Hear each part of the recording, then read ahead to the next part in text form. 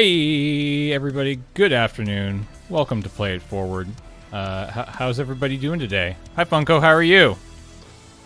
I'm great. I'm wide awake, full of coffee. Are you wide awake? It's definitely... no. 6 a.m. here. Yeah. But I'm doing okay. I'm excited for Tarkov, so... Big shout out to Funko, who both for Wednesdays, or at least my Wednesday... Wait, no, it's Wednesday where you are, right? No, it's Thursday. No, it's Thursday. Yeah, Thursday morning. So Thursday morning and Sunday morning, Funko's Thursday and Sunday morning, he'll be getting up nice and early for this stream, so I appreciate it. It's not too bad. I get up around this time anyway, so... Fair.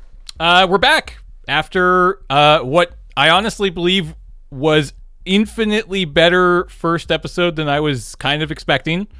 I don't know what I thought was going to happen, but doing as well as we did on Monday night was really cool. I will say it's a lot better feeling for me on this side. It's funny. On Monday nights, I think you're going to be much better prepared to stream. Oh, yeah. And I didn't even think of that. And today and Saturday is going to be much better days for me. Starting to stream at 8 p.m. is very weird for me. It was kind of off-putting. I'm not going to lie. Going like straight from a stream to bed is, I've discovered, basically impossible. And that's why... a tricky one. I mean, especially Tarkov. Like, you could probably do it if it was like a nice, chill, like puzzle building stream. But if it's like Murder Simulator, then... And I was laying in bed for at least an hour just being like, oh, I can't believe how well that worked. I'm excited to get back online tomorrow and just organize my inventory. And we get to stream again on Wednesday. This is great. Oh, crap. It's 12:30 and I need to be up in like 7 hours. I should go to bed.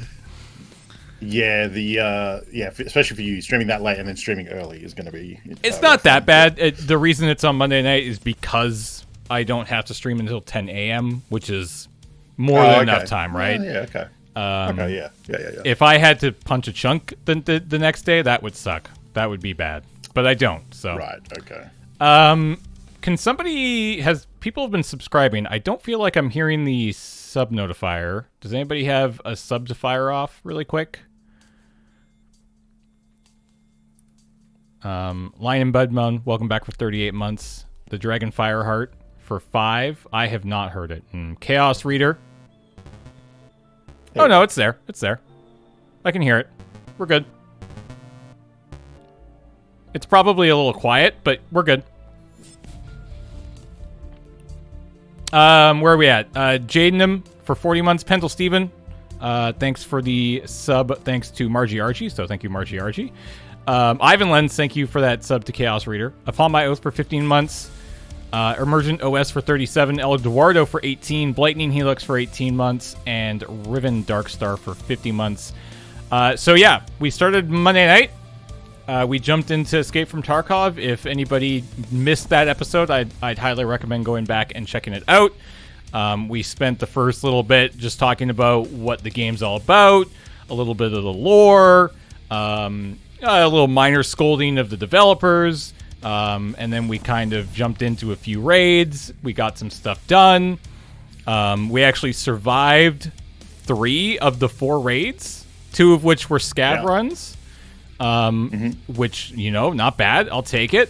And then yesterday, I jumped back on to play Tetris.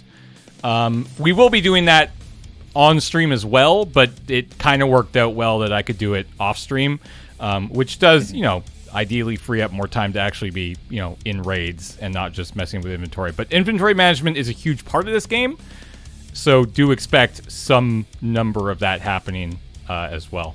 So yeah, we can just jump back into my character here. You can see I have cleaned up the stash. I have made use of that's nice. Our rigs. I've made use of a backpack for all of our healing. I've put our extra pistols and MP5s in here. I've got all this stuff down here. I've got some random crap in here nested in this backpack. This is all mostly like hideout stuff. Some more random sort of consumables, but also just some extra little pieces here and there. This I collected from, I think that might have just, they were prezzies from people. like Jaeger and Mechanic and stuff like that.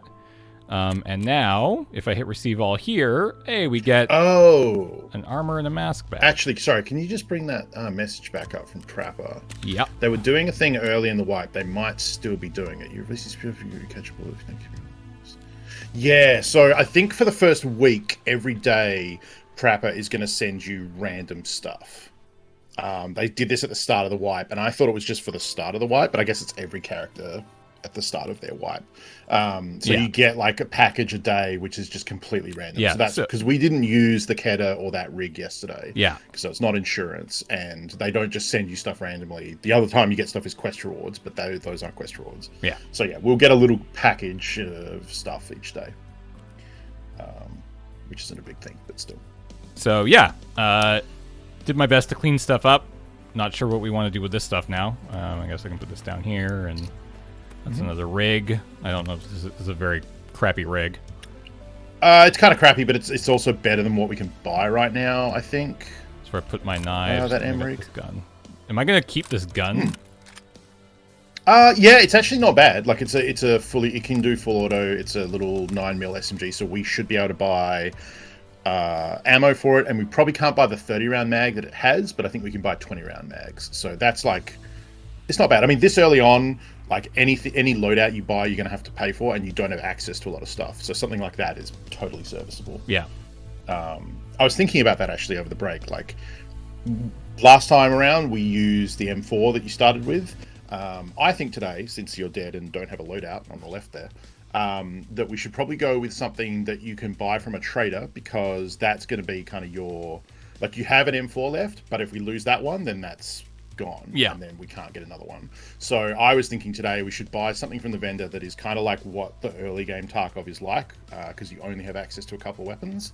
And that's kind of like standard Tarkov kind of style. So if you go over to Prapper, the one that I usually recommend and that I would use myself quite early on, you can see we got a few different options here. Yeah, so there's some bolt action rifles down the bottom. They're strong, but if you miss the first shot against anyone, they'll usually just light you up and kill you. We can take some pistols. I quite like using pistols, but they aren't super effective. Probably the best bang for your buck is actually the SKS there, because it's 20k. It's kind of bad, and the iron sights are not good.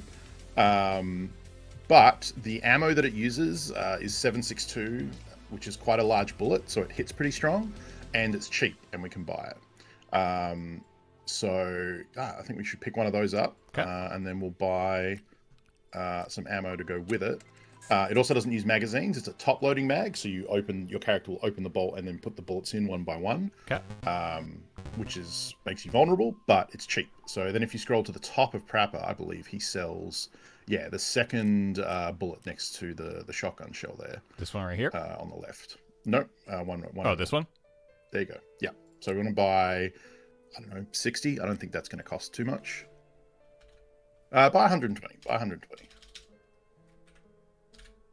10 grand. There you go. Yeah. That's an investment, because we'll end up using those. And that also means that we don't need a large vest for magazines, because we just have one stack of bullets that we put in there.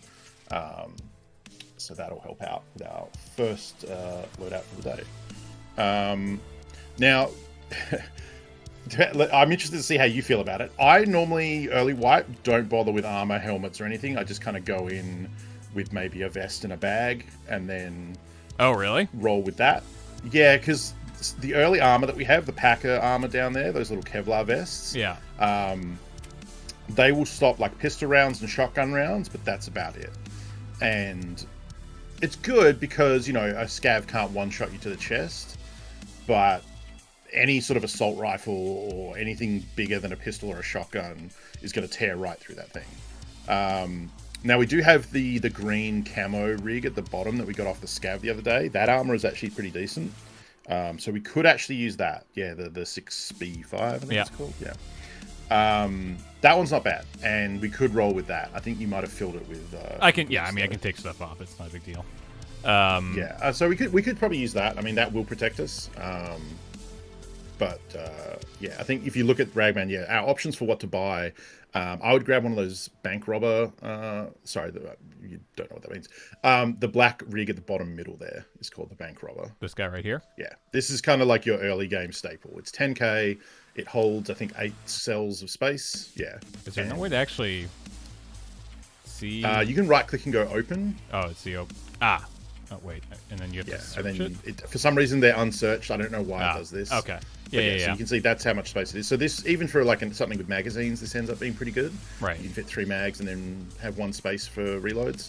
But for something like the SKS, where we're just going to have a stack of bullets, that gives us a little bit of looting space. I mean, do I just use this to start with? Because I you could also just use that. Yeah, you can also just use that. Just because it's basically the same thing, except that has a 4 square slot, which is slightly better. Right. Because that'll fit things that take up 4 spaces instead of just 2. And then you're saying and then because I know like this is sort of like watching again. You know, I feel like his name's going to come up a lot here, and that's fine. But Pestily, watching him a lot, this is sort of his go-to. It is good. It is 22,000, so. Yeah, and the thing with helmets is you got to remember. So if you go right-click on the helmet and inspect it, it'll give you some information about what it does. So it has 30 points of durability, so it can absorb 30 points of damage before it breaks. The good thing about this helmet is its high ricochet chance. That means that any bullet that hits you, even if it's the most expensive several $1,000s around bullet, right, has a high chance to just ricochet off the helmet, which is like a free armor roll. Like you hit a nat 20 and it just doesn't do anything to you. Yeah. Its armor class is only 3 though, so it's okay. It's not great. Like I said, most assault rifle rounds are going to go straight through that. Right. Pretty much all armor in the game will impact your movement, turning speed, and ergonomics because it weighs you down. So this one's not too bad. It's only a couple of %. And then if you mouse over the armor areas arrow, it tells you what it's protecting because there are different zones in Tarkov. Most over where? Right section there. Armor areas. There you go. So this helmet protects the top of your head if you get shot in the top, and the nape, which I believe is the back of your neck. Yeah. There's also ears, eyes, and jaw for the head zone. So this one only protects if you get shot in the very top or from the back. If you get shot in the face, you're dying. If you get shot in the ear, you're dying. So when it comes to helmets, it's good, and it is like you said, it's 20k. Later on, that's going to be nothing to us, but right now, that's not insignificant. That's money. That's a whole gun, right? That's a whole SKS. So you can use it. You can save money and not. I generally think that early on, you're most likely going to be shot by someone looking at you because you're going to be fighting them, and then they're going to hit your face and you're going to die, and the helmet's not going to do anything. Right. So it depends. It's 20k you can save, but you also look cool if you're wearing a little metal hat. So it's personal preference. I mean, we can go first. I would one say, for sure. Yeah, I think we should also buy a bag. You can see there's back on that screen there was a scav backpack which was 16k.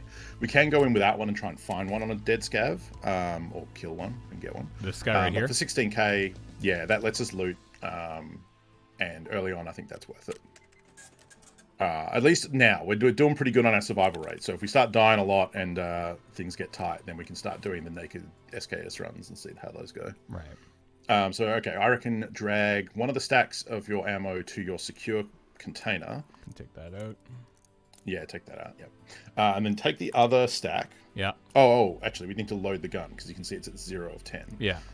So if you double-click... Oh, you can do that, but what that's actually doing is loading it in the chamber, not in the magazine. So it'll only put 1 bullet in, which you should still do because we do want one in the chamber.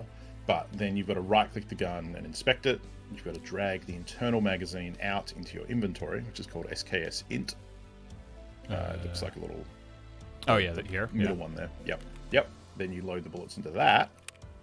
We could also do this when we load into the raid and then shove it back in the gun. You can also do it when you first load in, but this just means that if a fight pops off early, we're ready to go. Right. I would say put like 20 of those bullets in your... okay, well, let's learn how to split ammo. I think if you hold... Control and drag. Yeah, that's pretty standard. I would split 20 off. I would throw 20 in your pockets and then keep the other... Yeah, exactly. Now we need meds. We have a bandage in our inventory. Yeah. You could probably... I would say take the single-use bandage out and put the green one in the container because that's 2 uses. And then I'd probably leave the regular one behind. And then all my other... Sorry, other way around. So green one in the secure pouch. And then leave that behind. Yeah, there you go. And So what's the rationale behind what meds you put on your person and what you put in your pouch?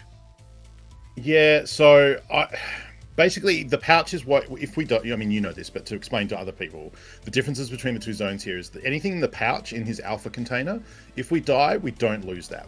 That'll still be there when we come back to this screen. Whereas everything in the backpack, pockets, rig, or on his person, if he dies, the other players can loot that, and so we lose it.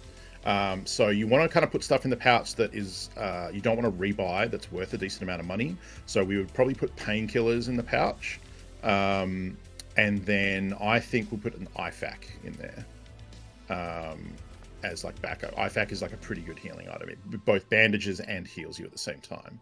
I think for our pockets, we can probably go with the S mark bandage so that we have a heavy bleed protection, and then AI2, a cheese slice. Because that is healing that doesn't bandage us. So now, between everything, we're able to... Oh, and one more thing we want is a splint, just in case, probably.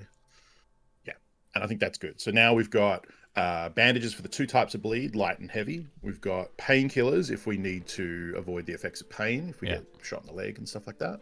And we have healing. So that's... Oh, and splint for fractures. So that pretty much covers it. I think that's... Is there any... Personally, not take a... You could not take a rig for sure. But I mean, it's also... Yeah, that's a fair argument, because if we take the backpack, we have looting space, and we can get a rig off a scav that we kill or a player. So, all right. Yeah, that's pretty fair. So, I mean, it's one of those things where it's like, I have 3 of these. Do I just put one on? Mm-hmm. You can just put one on, yeah. I mean, it will protect you from pistol rounds, from like crappy scav shotgun pellets, things that will kind of mess you up. So we may as well use it, yeah. So right, your insurance. Did we do that already? Yeah, we got that. It was literally the pack of body armor and the mask. Mm-hmm. Okay, actually throw the mask on. I was going to point that out. Face covers don't do anything like mechanically. The thing they do is they take your bright pink shining happy face and cover it up a little bit, so it's not such an obvious target, because Tarkov is kind of a drab game, and the skin color kind of stands out as a natural draw for the eye. So I like wearing face covers just to help with that a little bit. I don't know, I think we're pretty much ready to go. As for where we go, we have some tasks that we're still sitting on. Yeah, so we did make some progress. We can actually go take a look at these. So we've handed over one of the MP 133 shotguns, and that's a good find. Is there? Yeah, and we need to kill 4 more scavs in customs. There is finding Soleo kits, which can basically be done anywhere. We can craft. Well, you can find them anywhere. They're specific spots in the maps where meds will spawn. Yeah. We can also craft them. There is a trade now. If you go to Therapist, we can trade items for that last item we needed to craft those kits. So you can see the little yellow pouch in the middle there. Excuse me. We can trade 2 packets of screws, which would be from any hardware spawn, but also commonly from interchange. So if we see those screws, we want to grab them, because that will let us trade for the hemostat, and we're going to need 3 of those to the item we need. You can also just trade for the item we need is just to the right of that, the Salewa medical kit. But if we trade for it, then it's not considered found in raid, so we can't hand that in. So it's a good healing item, not bad. But for the quest, we specifically need to find it in raid or craft it. Right. So that is one of our missions right now. So I guess we kind of just have to go back to customs. Is basically I mean that's it's probably smart. We can get the scav kills there, and it is a good early map to learn. It's just depending where you spawn, it can be spicy. So and interesting to note, through all our successful raids yesterday and the one you died in, we still haven't encountered an actual human player. It's so far all been or at least engaged with one. So, yeah, I think we did see one. That's going to be interesting. When we were... Yeah, we definitely saw one. We saw, for those who missed last week, we were in the shopping mall map, and a player definitely looked at James, and then James wiggled at him, which is the code for, hey, we're cool, bud. Except the in-game scavs now, once that was established as a Tarkov thing, the devs coded the bots to wiggle at each other and at players to mean they're cool, which is a fun little thing. But because James did that, that player thought James was a bot and just left him alone, which is hilarious to me. Because it was definitely a player. He had a giant backpack on, and I was very scared for a second until he just went, "Oh, it's a bot. Never mind," and walked away. Yeah. So we'll see.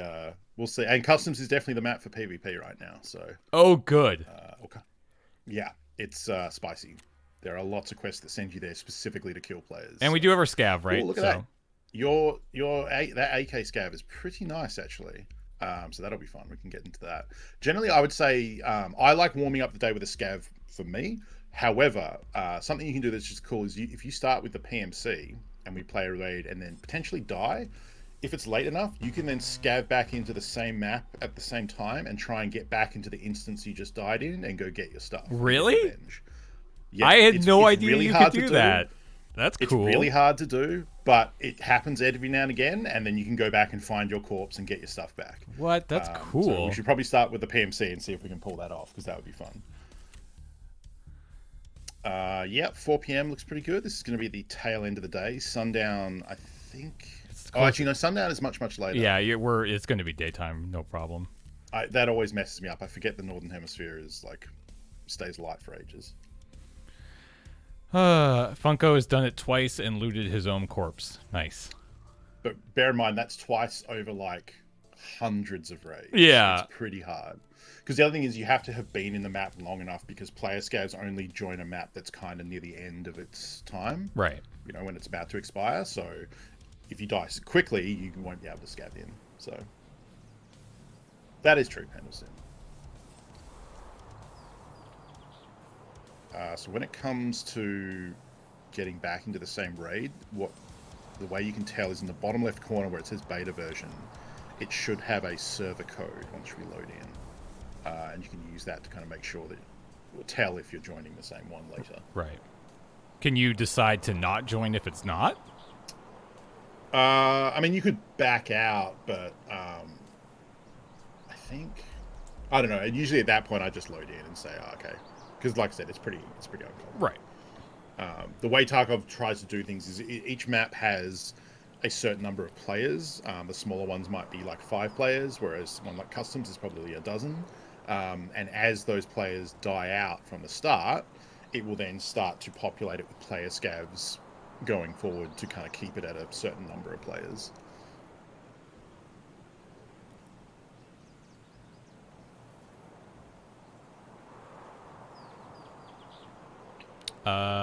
Where are we? Nolly, welcome back for 41 months.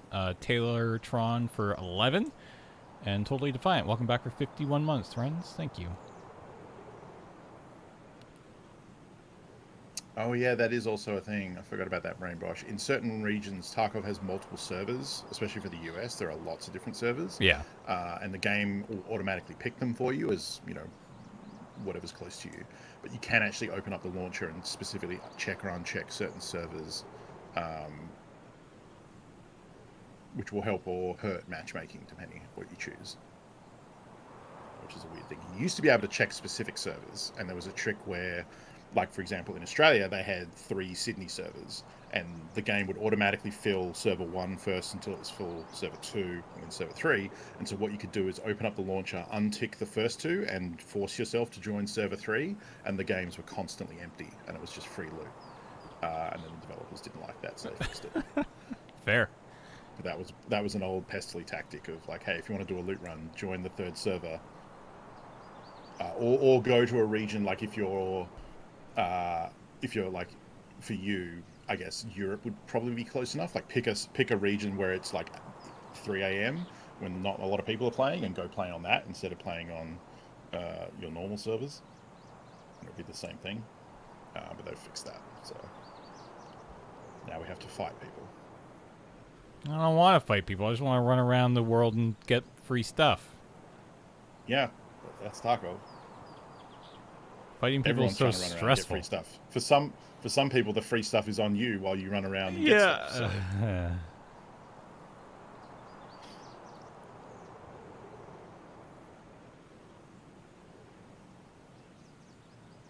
This is taking a while. Yeah, this is. It'd be interesting to see what servers you have selected. This also could be Sometimes it's like a potato computer has matched with us and they're loading in very slowly. Sometimes waiting for players means not a lot of people have picked this map at this time, and it's trying to make sure it's as full as possible before it starts. I believe at 5 minutes it always starts, no matter even if it's going to be empty. Okay. All right, let's fingers crossed we get a good spawn.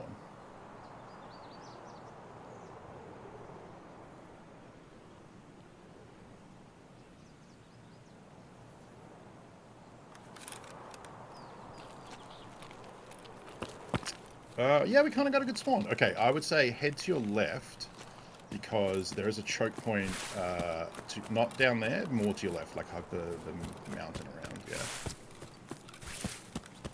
Ooh, I don't know how's it going for chat, because it's a little framey on Discord, but it's okay. Now, that wall ahead of you is a open section. There's a player coming out of it right now.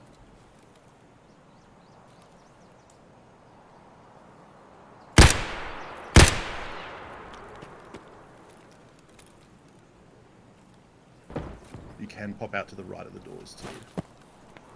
No, you can't go there. Oh, James Turner with the headshot. Take all that boy's gear. Yeah, he's got good stuff.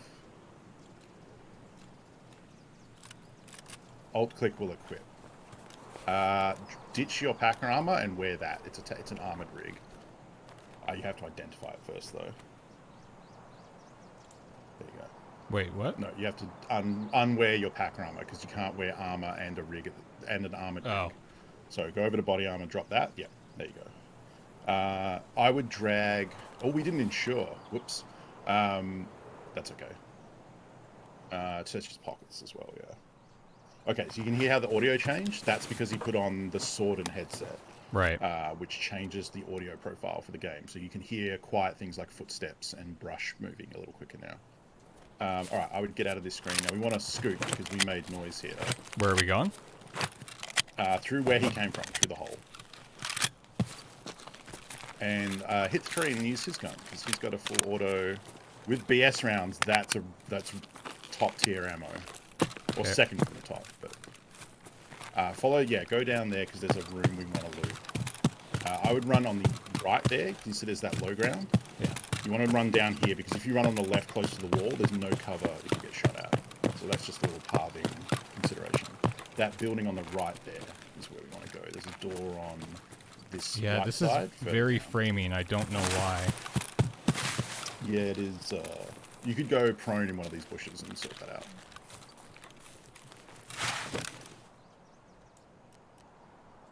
Is it back? Because we're full screen. That's why. It's full screen. Change it to borderless and back, maybe?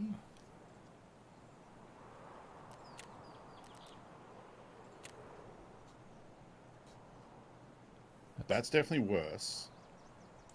But I mean, that's expected with borderless, so I would see if switching back has made any difference.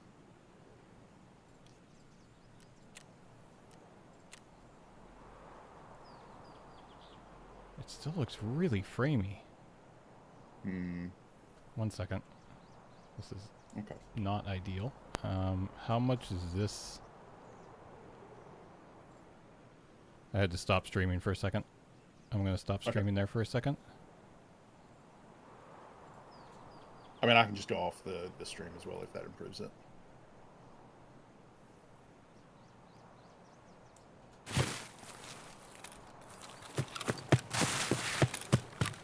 I'm going in here.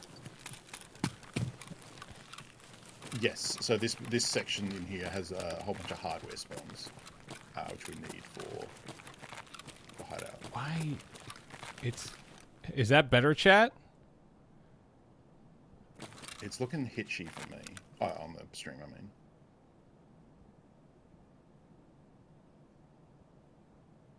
Better not fix. Still framey. I don't understand. Why?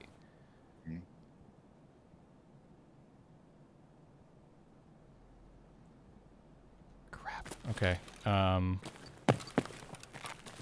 Okay, I'm just gonna search around in here.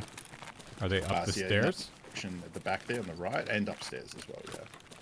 So the loot spawns are in the cage section.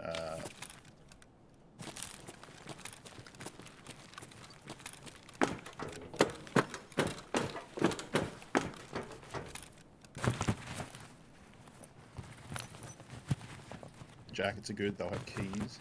I think there's a weapon crate and a PC and a toolbox in here. 2 keys. They're okay. I didn't figure out what that was. Should I put the badge or the thing in my... Keep the dog? Yeah, it's worth money. We definitely want to sell that. The 104 key is not used for quests, so I don't think we need to bother about. Oh, the hose is good. We want that. Take out put it in the pouch? I would take the ammo and the painkillers out and then put it in the pouch, yeah. Because it's a hideout upgrade.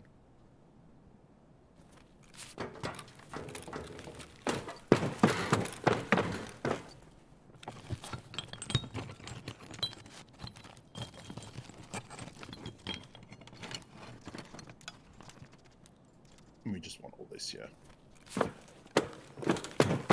Now downstairs, basically below where you looted the toolbox, is a little cage section which has some wood on the ground and I think a container or a duffel bag or something. Holy crap. Big So old you probably fuel. want to start putting some stuff in the rig. Fuel is good for us, yeah.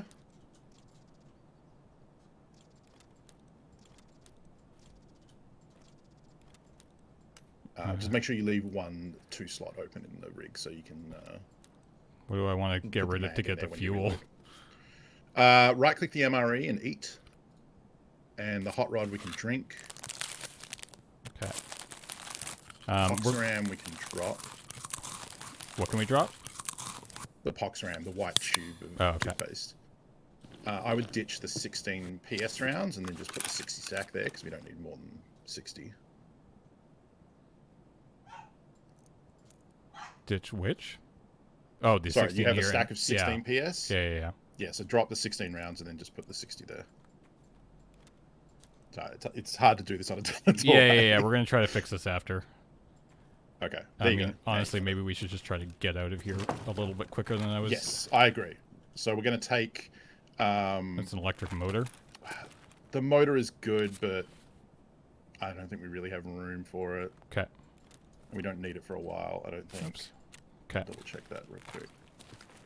So we don't have a factory key, so we can't use the extract in the middle of the map. Can you double hit O and see what?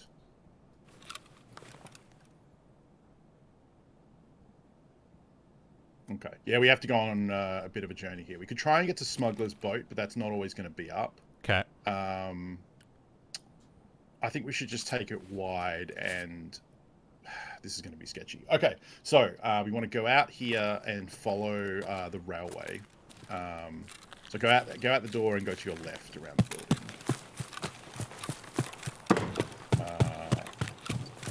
Yeah. Down or up? Probably like down here.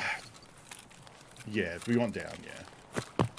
Up doesn't give us a lot of options. There's not a lot of cover. So we're going to walk along here, and then to the left of the train car is a ramp that goes over a fence. You want to go up and over that. We're going to go over to Old Gas, which is on the left-hand side here on the edge of the map. You're going to have to be your own ears, because I can't really hear it.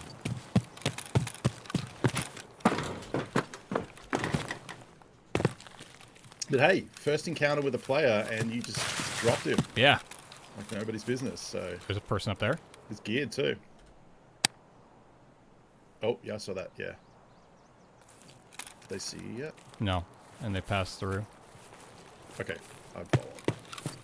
Because now that person is going... So you're going to come up on... You're in... this is going to be elevated. And you can kind of hang out here at this top and look at the gas station and see what they're doing. They're probably doing what you want to do, which is moving through this area to get to the other sections of customs.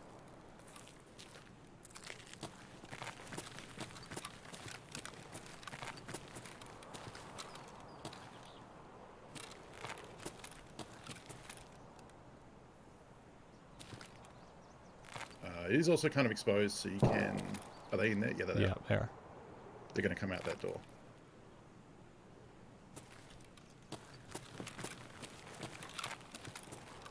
Okay, so they're probably going to keep... They're going to go back there and loot. There's some stuff over the other side of the blue fence. You can drop down and edge around to the right and cut them off.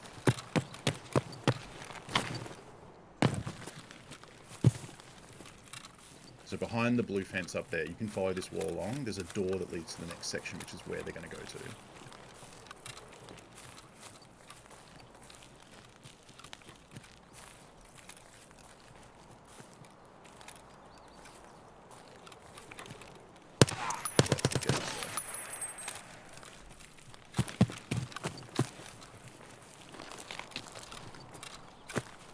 Get them, or they go through? I think they went through.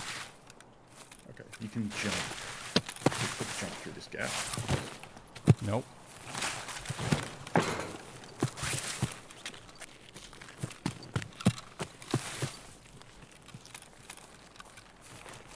Definitely hit him because there's a bloodstain.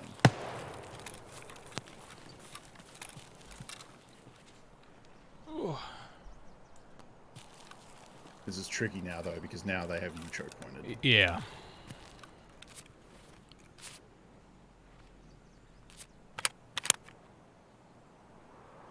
Okay, if you're going to fight, I would say pre-med by eating a painkiller. Do I even have... Oh, I do. You can also back off entirely and go a long way round if you want to. You do have one, but...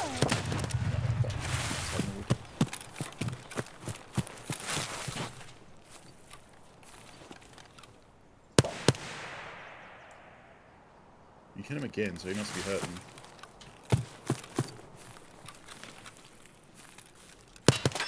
Probably like...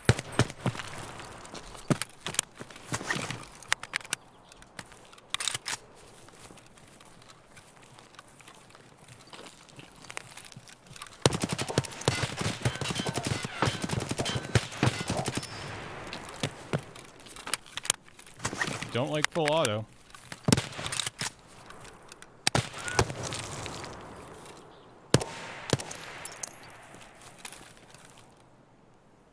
I think that...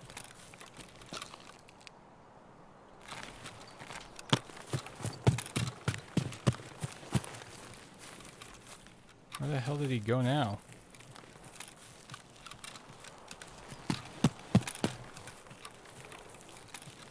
We backed off to heal.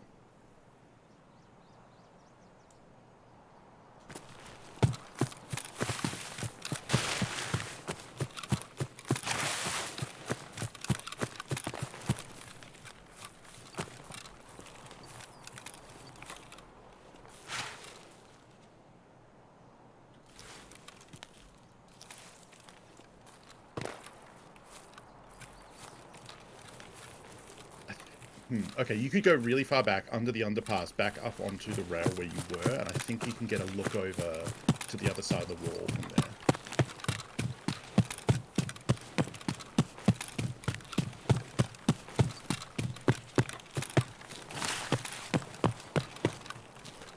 Yeah, if you move along to the edge, I believe you can see over there.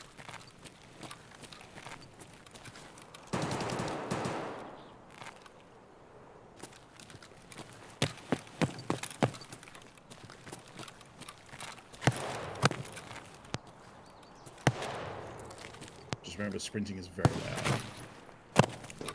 I don't see him over there. I feel like we should probably... Yeah. You also, that might be him fighting someone else. Okay, here's what we'll do. I think we'll... let's go try and check Smuggler's Boat, which is a middle extract. So I'll teach you a jump. Customs has a kind of a weird layout. Go forward from where you're looking now and follow that building down on the left.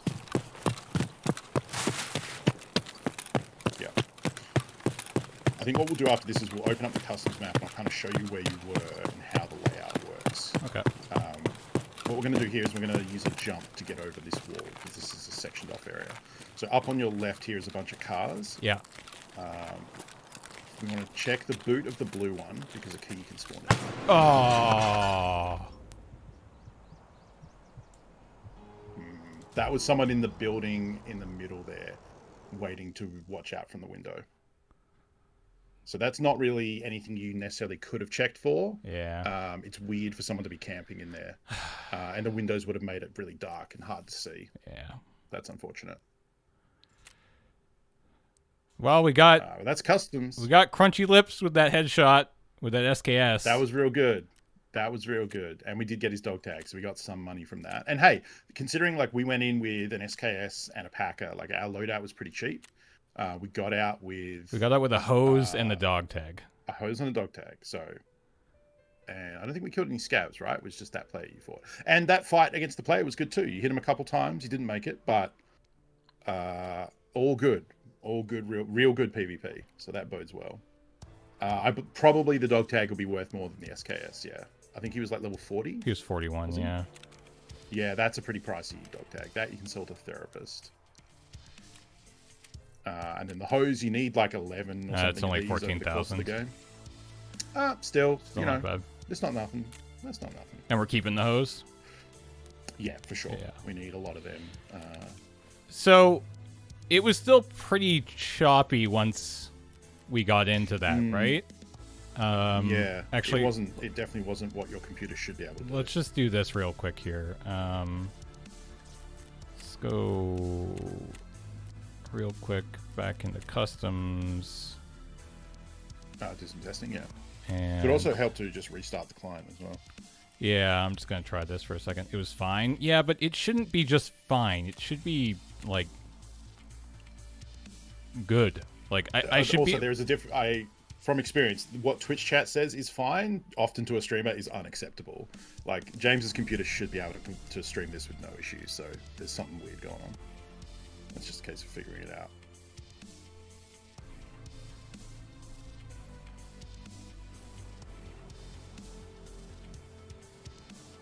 Did we kill a scav? No, we didn't. No.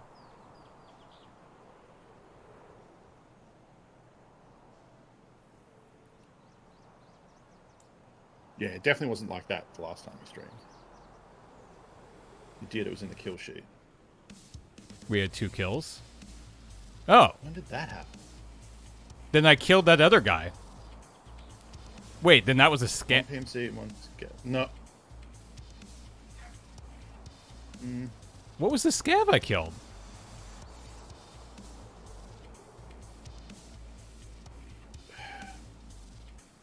Huh. Player scav, maybe?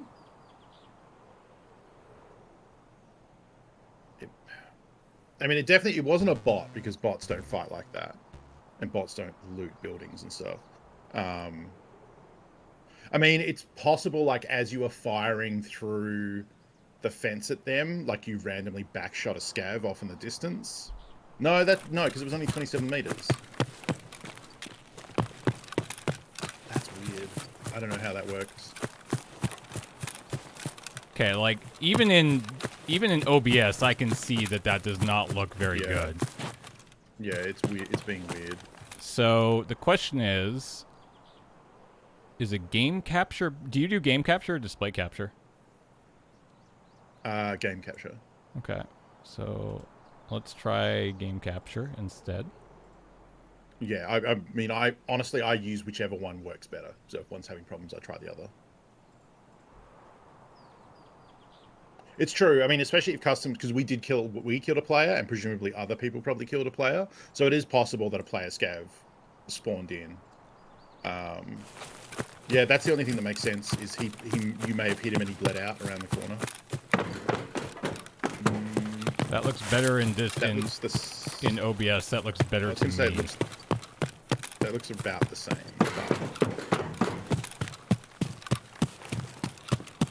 Well, it looks okay. It's better, but still bad. It's not perfect, yeah. But why? Thank you, Zatango. I appreciate that.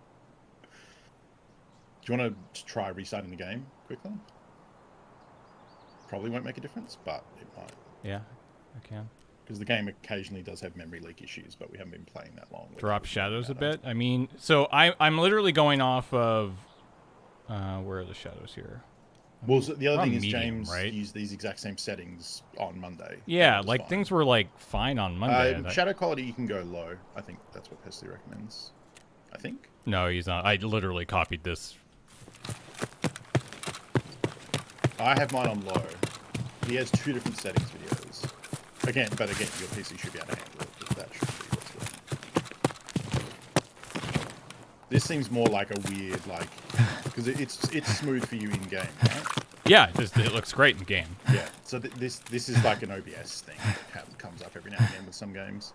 So let's try disconnecting. No, I don't think it's anything to do in Windows backups or like updates or anything like that. Oops. We're gonna try restarting the client really quick here. No, I mean, like, I have Discord. Like, I mean, I guess the other question I can ask here is, yeah, CPU is fine, memory is fine. I mean, if that stuff was happening, it probably would look bad for you and the client as well, I think. So let's try restarting the client. I also need to restart the stream for Funko. Oh, yeah.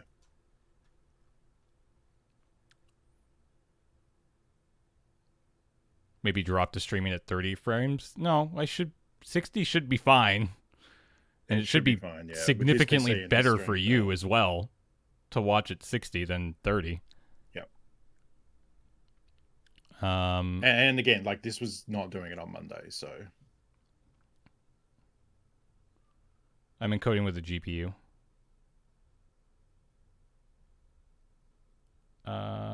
Okay. I am actually going to try one thing really quick, which is going to mean taking down the stream. So give me just half a second. And I'll be right back. So do not go anywhere. Back online. I'm going to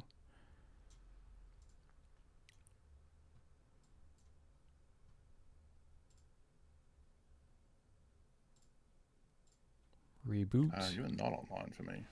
It might take just a second for it to actually like come back up properly. I definitely hit start streaming. It definitely says stop streaming right now.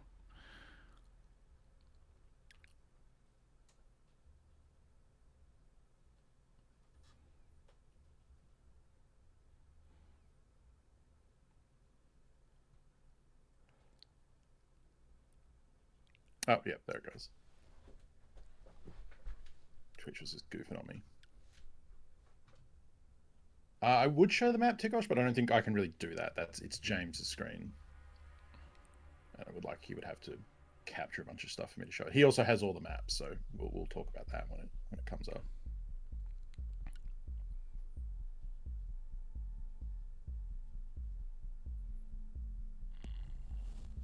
That's interesting. Why did our cameras go away? Oh, why is the game capture... Okay. I think that's over the top. Yeah.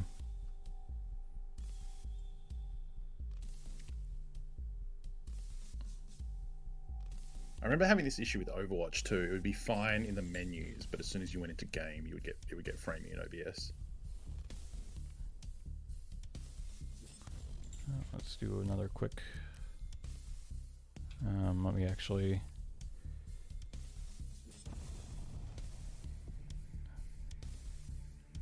start streaming for Funko again.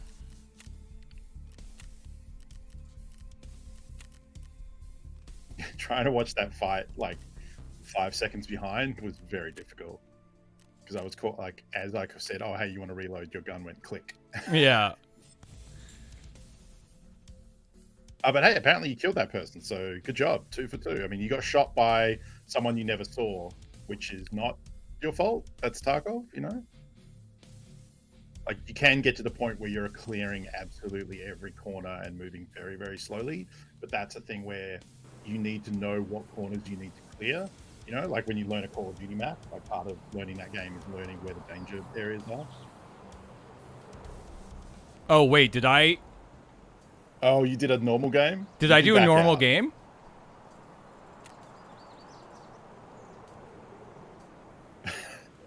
Yeah, if you go into a normal game with no equipment and just, well, you don't even have a melee weapon because I told you to take that out for looting. The scavs get mad at you and you are considered tagged and cursed, which means every scav in the entire map, not the entire map, but just in your area, runs straight for you at full speed to murder you. What? Why? That's so weird. You not know this? So they did it to combat people because people would do a thing called hatchling runs, where you just take your hatchet or your melee weapon, go into a map naked, run around and try and grab really expensive loot and shove it in your secure container, and then just disconnect or die, and then you've got some loot and you risk nothing. And the developers hate that because people would rush all the like expensive keys and med stations and all sorts of stuff and try and loot graphics cards and things. So they made it so if you go in, it used to be if you go in with just a melee weapon and nothing, you'd be tagged and cursed and the scavs would charge you down. Then people switched to just going in with a pistol and nothing else. So now if you go in with just a pistol, the scavs get mad at you and charge you down. Huh. So you have to go in with a pistol and then a rig or a backpack or some other piece of gear. So and then you're okay. So if we limit the game to 60 here, somebody was saying that. I would guess that it's GPU overhead issues. Yeah, especially if you're encoding on the GPU as well. That's usually what it is. Like I've had that issue where I dropped to 30 from 60 because my internet is bad. And I think that helped. I don't think you need all that necessarily. I've definitely gone in. Oh, right. Those are any of those are valid. Yeah, exactly. Yeah. So if you go in with a helmet and a gun, you're fine, etc. Yeah, because I usually go in with like a rig. When I was doing cheap runs, I would do a rig and a pistol, and then try and get like backpacks and stuff off the scavs that I killed. You can see my Discord stream, right? Yeah, cool. You look very handsome. Clearly, the solution. We can go check out some of the alternate looks as well. We can't buy them yet, but we can see what they look like on our character. I feel like it shouldn't take a fucking minute to load this map in offline mode. Like, what is it doing? Yeah. I was thinking. Like, right? isn't this all stored? Like, it's all local?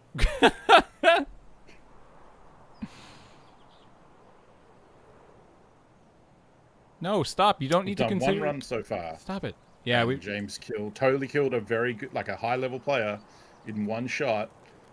Well, you did fire some other shots. No, I did fire some other shots. Hit him, killed him in one. It was 3 shots to kill that one guy, but I missed the first 2. Oh, that looks. Oh, there we go. That looks good. Yeah, that looks real good. What did we do? It looks like a video game. You set it. You capped it at 60. I capped it at 60. Yeah, so you don't get that. Well, I mean, Tarkov's not really a game where you hit those 140 refresh rates anyway. No, so I don't think it is. 60 is probably fine. Nothing. All right, cool. Let's disconnect Sick. and get back into this then. Yeah. Thank you to whoever pointed out. I forgot about that 60 FPS thing. That was a problem on Valorant, I think, as well. Yeah, that's pretty. Yeah, because the GPU ends up working overtime, trying to hit as high as possible. And goofs OBS. So, all right. I guess I need to buy a 3090. Just one? SLI is dead, man. Oh no, actually, that's not true. The 3090 actually, I think, still has the SLI bridge, but the other ones don't. I think they've more or less killed it. Yeah. Okay, so let's get back into this. Yeah. Do you want to do your scav run? Yeah, let's do a scav run. No. Let's do our scav run. It was a pretty good scav, so. Let's see. Where do you want? Okay, so there is an argument to say you should just focus on the one map and learn that one map, or we can go for a change of scenery. Interchange is good for money. Woods is good for not running into players and still getting money. Or we can just go to customs, and that'll help you kind of learn the layout. Yeah, I mean, that great for scavving though. Customs isn't. It's okay. It's okay. Factory next week, Vanguard. Factory next week. We will start. I want to do 3 streams to get my feet wet and get used to this game before I go into Factory, because Factory is a lot. Factory is not something that Funko can just casually walk me through anywhere near as easily as something like Woods and Customs. Like, Factory is basically just going to be me going in and doing the best as I can. We'll probably also do some offline Factory to get you into the layout as well. Let's go interchange. Let's go interchange morning. Yeah. That's where I like to do my scav runs. I think I pretty much go entirely interchange. All right, so let's go try and make some money. I just don't know the caches, whereas I know the interchange caches well. So this is a pretty good scav. Your ammo is probably going to be bad, but at least it's a full auto AK. It has a weird stock on it for some reason, and we have the IKEA bag vest, and a little scav sling bag. So we got some loot and space. You got the Ushanka hat, which is like my Venom's wearing, kind of. This is actually a Canadian one, but still. And we'll always spawn with random items, so hopefully we get some healing as well.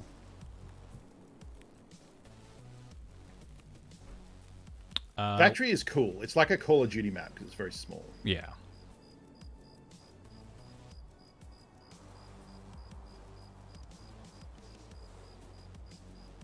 Keycard lottery? Where's that? So every time you spawn as a scav, you have a chance of spawning with keys. Oh, right. So you can spawn with, it's pretty rare, but you can spawn with a key that's worth a few million. Or one of several key cards that's worth a few million. Then you have a very stressful run to the extra. Yeah, I was going to say. Full auto is useful up close, yeah. Like, it's hard to control, but you can also tap fire. You don't have to just hold it down. Yeah. So you can control the rate of fire.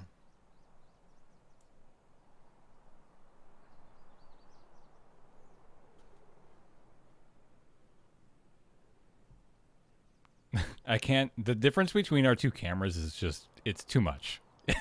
I need to work on my white balance a little bit. So colorful. You do need to work on your white balance. But even if the white balance was on, you're just so much more colorful. It's just so much more. Look, I'm a gamer, right? I got to be bathed in RGB. Yeah.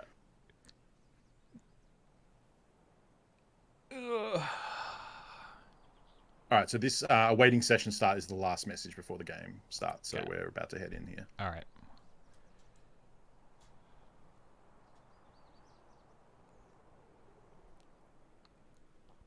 Scavs do actually have skills as well. They just have very bad skills. So his recoil control will not be great. All right, so we're in the little scav camp over the road from the mall. There is a cache. Oh, there's a scav up here. Hi. That's cool though. They will look at you. Hey, some PWAT. So where's the cache? Up and on your left, out the fence, and then to the right. In here? Past the couch. No, a little bit further down. There's stuff at the couch, potentially. It's on the sleeping bag. Yeah, the chocolate. There you go. That's a good item. Actually, it's a good item later when you can sell it. For you, actually, it's kind of crappy. We'll probably end up just eating that. It's on your left here in the sunken... It's a barrel in front of a tree. There you go. Yeah.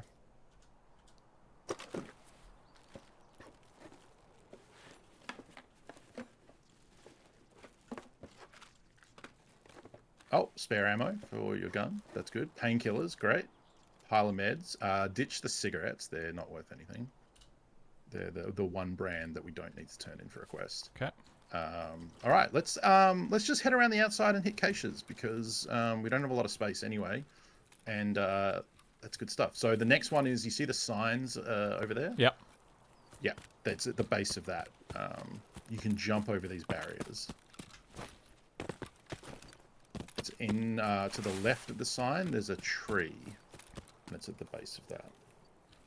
So this is how I made a lot of money this wipe, is just running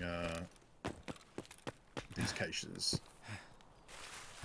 So that big pine tree looking thing there, it's at the base of that. On the other side. There you go.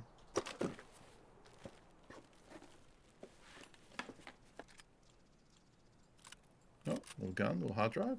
Hard drive's not worth much, but we'll take it now and drop it later if we need to. Can you look in that blue section on the right?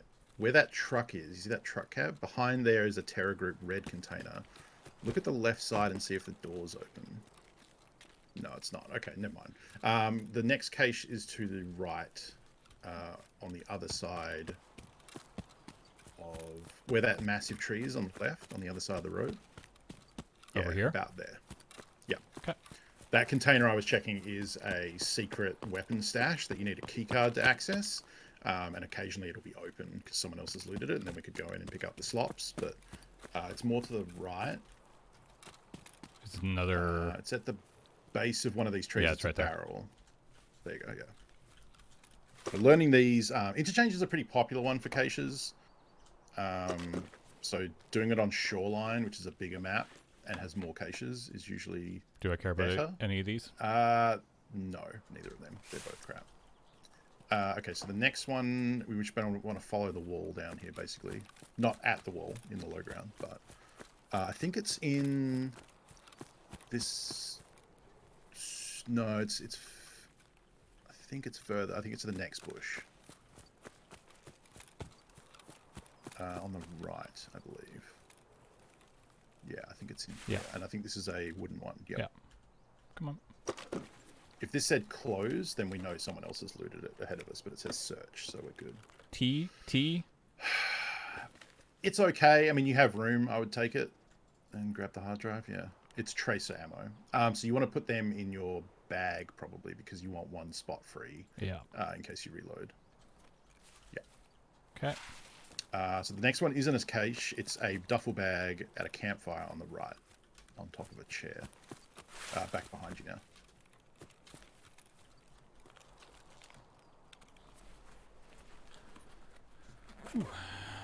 Alright, we might have to make some room here. Yeah, ditch the hard drives and take the motor. What is that? TP. Oh, no. The matches are okay, though. Come on. Oops. I don't know. You're at a stage of the game where, because you don't have the flea market, certain things are valuable to players, but the vendors won't buy them for much. And I think matches is one of those. So it's tricky for me because I'm used to the flea market prices, so I have to remember like what actually sells for a good amount. Okay, so the next one should be not the close bush, the one you're coming up on. Yeah. It should be a wooden one. Yeah. Yeah. Oh, so James's pouch is empty because scavs don't have secure containers. This has been hit. This has been looted. Yeah. Yes. Okay, eat the pea wet, and throw the splint in. And honestly, put the aramid in the rig. We're probably not going to have to reload, and if we do, it's not a huge deal. So you can just put the aramid in that 2 slot there. Aramid is used in crafting because it's material, so you can, once you get the hideout going, you'll be able to craft bags and rigs using material. And very late game, Ragman wants it for a quest. I think that's the last cache for quite a while. Yeah, so actually here I would run more on the left near the thing, because there's low ground there and you're not as exposed up on the hill. And we're going to go to a campsite that's basically just to your right by about 20 degrees. Yeah. There's some bushes and a campsite here. Yeah, right there. On the left there. Yeah, that's it. Yeah. So left of the boxes, there's some bushes with a wooden cache at the bottom of it. Just to the right. Yeah, those bushes, that'll in the middle of those, there's a wooden stash somewhere. There you go. You walked on.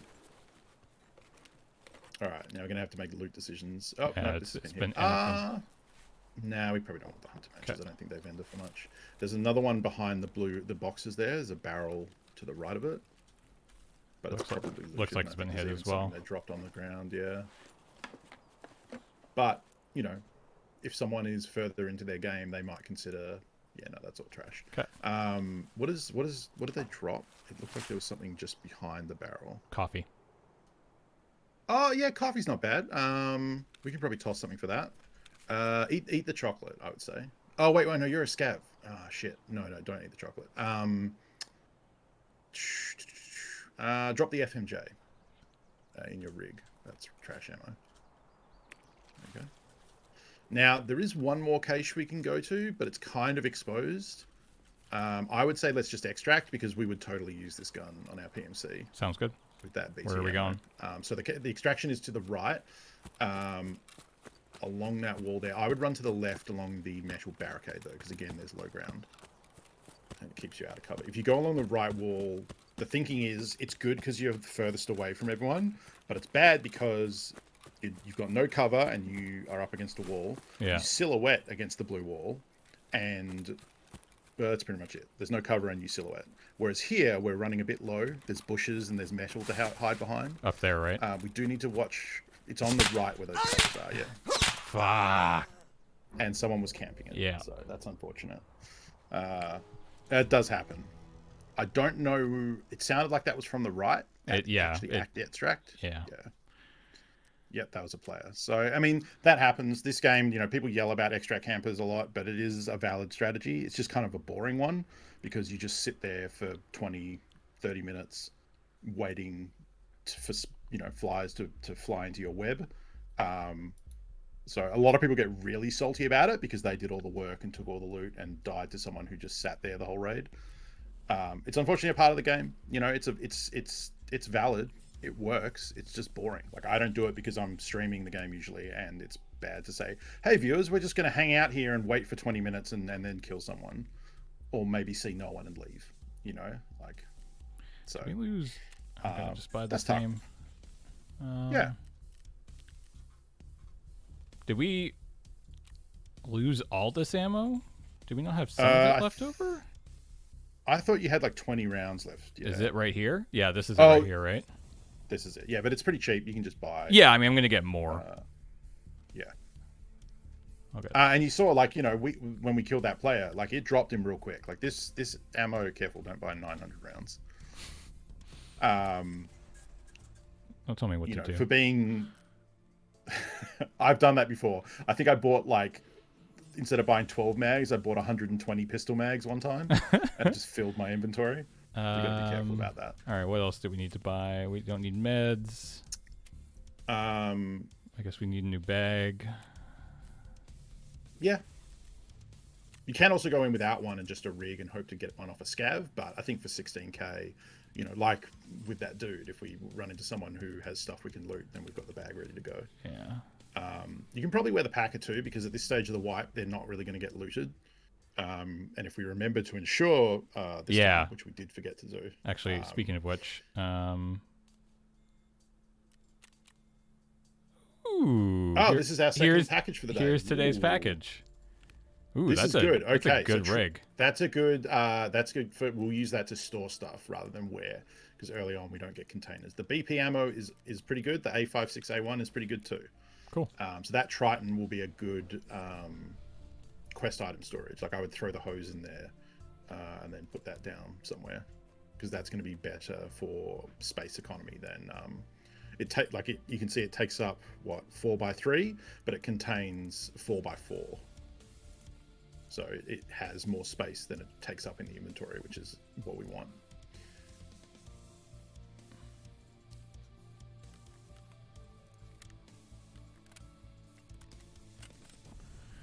All right. And I guess if you go to tasks, we probably got one more scav kill, right? Yeah. Yeah, we're at 2 of 5. Yeah. I guess that was a player scav. That was weird. Yes, James and I are both a fan of Hesley's Raid series, and we end up referencing it a lot on this show because it's a really good way for new players to learn the game, and it's super entertaining, even for experienced players. All right, so we need that. Yep. And that. To met up. And that. Is this what we did last time? Oh, I think we had another bandage with us. We had. We had the 2 bandages. We had this one, yeah. In here. Which we can do. I would drag the stack of PS on the right and fill that one in your pouch, because you're taking 30 rounds. You may as well take 60. 18 is fine, but no, sorry. So we want the one in the pouch to be full. And you've got a stack of 60 on the right over there. Like that? Yeah, I would think so, just in case. It's rare that you would shoot off that many PS rounds. Yeah. But, may as well. All right, I think we're good to go. Yeah. It's a good example of even an experienced player will get will have a rough time in this game. It's not easy. Cool. Yeah. Oh, so do you want to bring up the customs map and we'll just look at where you were last time, and it'll also give people an idea of like how it's laid up. What's the best way for me to do that? Add an image. Yeah. 1 second. Customs. Actually, if we switch to booth and I open up this customs 3D. Oh, I guess I'm not going to see it, so I'll look at the stream real quick. Okay. So this is customs. So in that previous raid, for those watching before, we spawned to the far right, which is, you can see the compass at the top. The way the map is orientated is not north is at the top, which is incredibly annoying. But so we spawned on the west side over near Scab Checkpoint in the forest, and we killed the player at Scab Checkpoint, basically. James then moved down under my image to ZB 101 there and did some looting. And then all the action took place under my image. It was at Old Gas. Hold on, I can hide you. Oh, I'll do the other one, yeah. There we go. No, I just hid you. Okay, that's fine.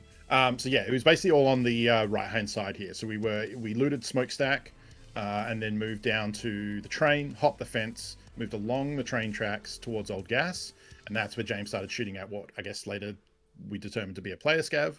And this is actually this right here is where we got into this fight. He was on the other side. Yep. They were on the other side right here, and I was down in this area doing that fight. So my plan for what we were going to do was to move along the bottom edge of this map, past the train, past Porta Potty, past Medical, and then head over to the left side, which is where the extract was. Because James spawned on the right, the extract is generally always the opposite end of the map. Right. So we were heading down to Trailer Park, which you can just see at the bottom left there. What happened was the fight kicked off at Old Gas when we decided, well, we're not sure what happened. And it's not in our, like, even though we killed that person, it is, I think, correct not to just push through that door because it's a bottleneck. And if they were still alive, all they have to do is be covering that door and we're just walking into their sights, you know? So then at that point we backed off. We went past the storage building on our left. Oh, no, sorry. Storage building was on our right. We went down through Extortionist to Warehouse 4, and we got clapped by someone in Shorts Customs. Is that what that says? Short, the little door there. So you need a key to open that building, and that is a way to get from this side of the map to gas station. Now, important to note with Customs, you see all these white walls that are going around.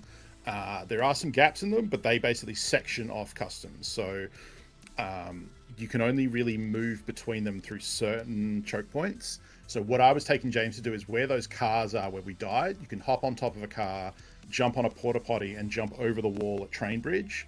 And that saves you having to go all the way back around to the right where we came from.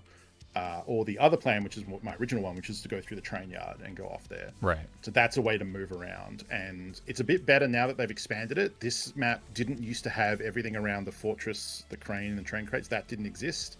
So the only way to get through the map was to move around the gas station and the bus terminal and the forest up there.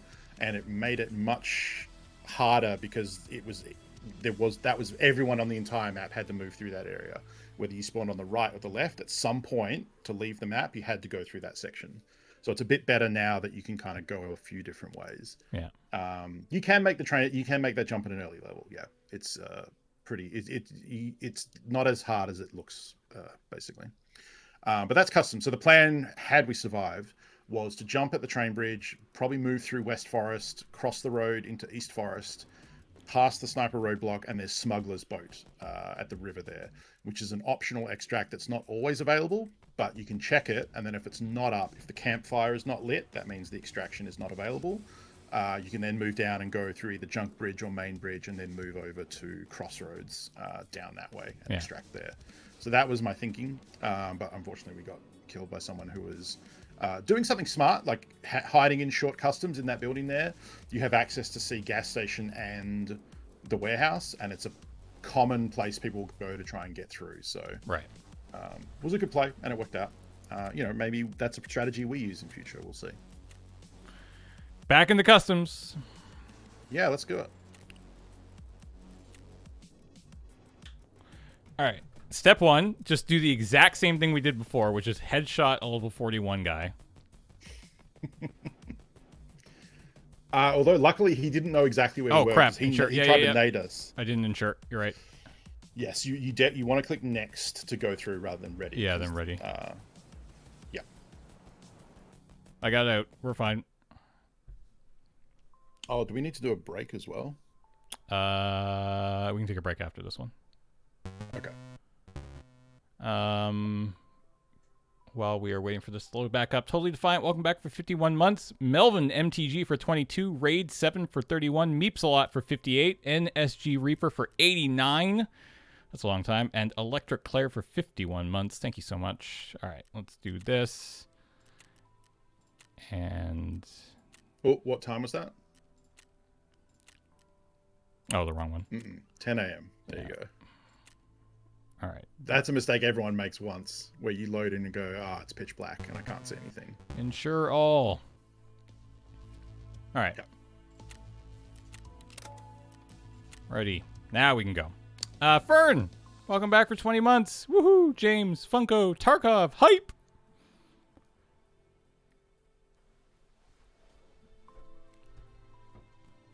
You are almost level... you're probably getting close to level 5 now, too. And we will get a quest at level 5 to go get your compass, which is cool. Yeah, my hope was level 10 by ideally the fourth like Monday. Oh, you'll get level 10 way before then. Yeah. I'd be surprised if you're not level 10 by the end of the end of the second week.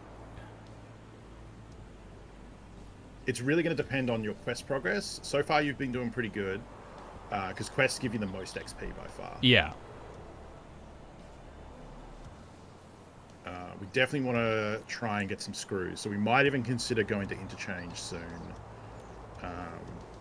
Actually, no, Woods is probably better for hardware and surviving, because interchange is very sweaty. I mean, after this one, we'll take a quick break and then come back and do our... We can go scav Woods. Yeah.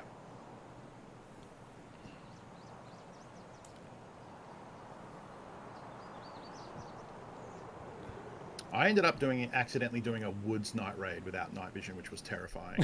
But it did let me get that Jaeger quest done that you did. I was able to go get... Because luckily, it was at the start of the wipe. I think it might have been like my first or second raid. And this wipe, they expanded the Woods map. And luckily, I spawned in the old part that I recognized. Because if I had spawned in the new part in pitch black, I would have been wandering around with nowhere to go.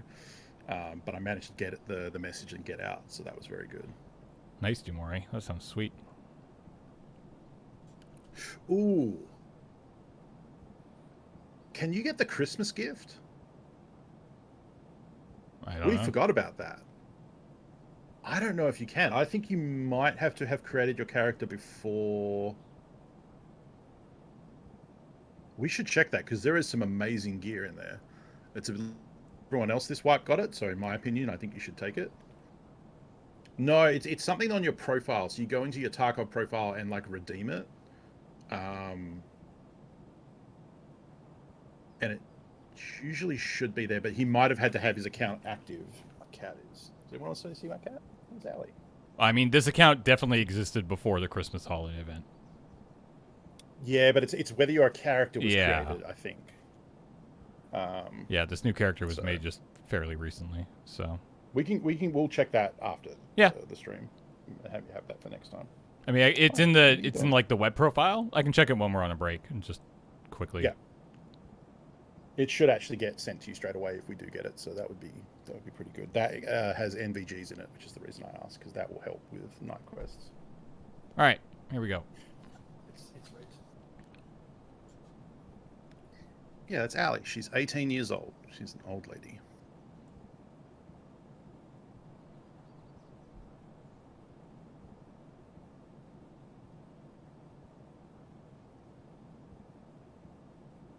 Okay. Yeah, we should be okay then.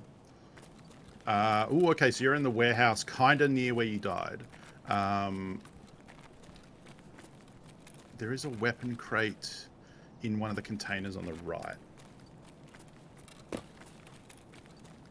I think it's one closer to the door on the left. The one behind that, maybe? Like this one? Yeah.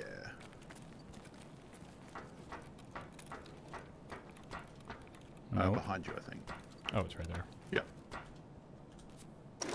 These are good because these can have whole guns, sights. Or nothing. Nothing. Check the shelves there near this table. No? Okay, just a big old goose egg, huh? Hi, Ali. Welcome back. Yeah, nothing. All right. So outside in this area, Oh, there's a jacket here. Oh, there's a jacket. There you go. Come on, keycard. There's a key. Oh. 2 keys. Safe key. Oh. Key. Unfortunately, I think they're both kind of crap. Double click the key. Which one's that? I think it's storage for Which one? Key? Oh. the left one. Key for portal key cabin, customs. which is located in the factory zone of customs. I don't remember what that one is. I will look it up. Anyway, you can continue. All right, where are we going? There is a case just out here on the other side of the train cars. There are scabs here, so be careful.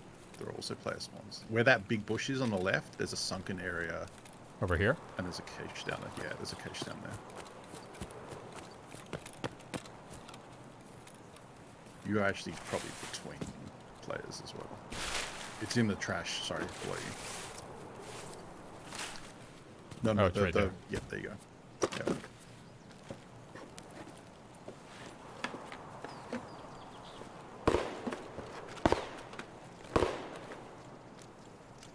Oh, actually, you need that key for a quest. You should...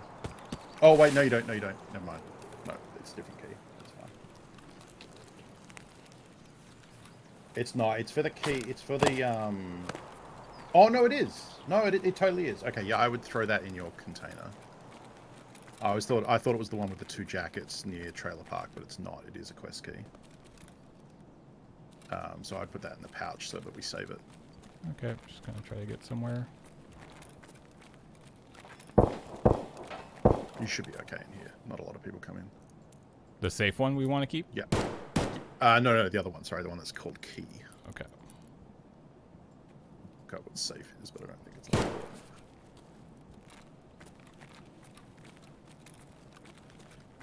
All right, so we want to kill some scavs. Oh, that safe key literally has no use. There are a couple of keys in the game that aren't used for anything, and that's one of them. Oh, good. So we don't care about that. So I can just throw it you away. could be you could be a bro, and if you go out this door, I'll show you where there's a power switch because it's relevant for later.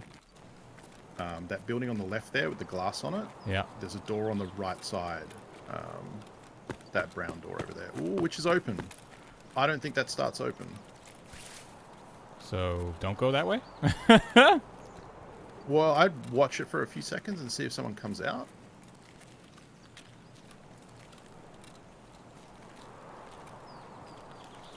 The door on the right. Oh, there's someone standing right there. There's a scab, I think. He was on the other side of the truck you were looking at. Pretty sure that's so basically behind that little foreman shed. I would heal your arm because you took a hit. It might be a player. It sounded like he might have been pushing you. Yeah.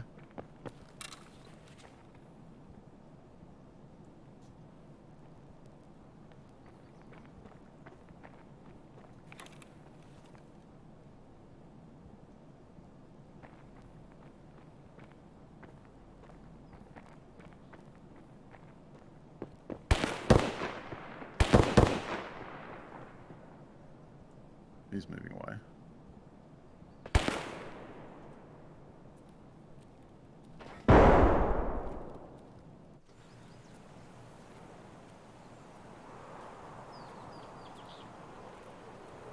If you take a painkiller, it will stop the screen being all fucked up. Yeah.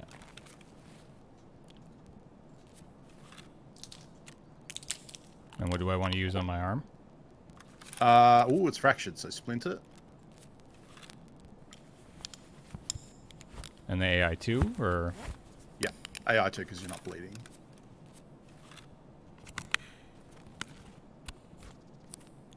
You do have a tremor, which is an effect from having a fracture for a little while. That should heal over time, but it means your aim will be a little shaky for a little bit.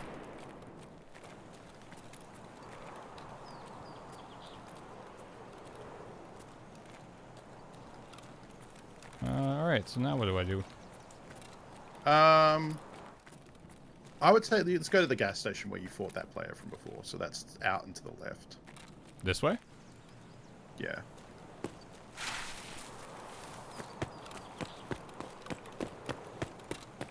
I probably would have hugged the left wall rather than just charging out over the open. But There sure is a dead person right there, too. That's a dead scab, I think. I feel like I should leave it. And you can see the blood splatter. Yeah, no, for sure. You can see from the blood spatter that they were shot from this direction.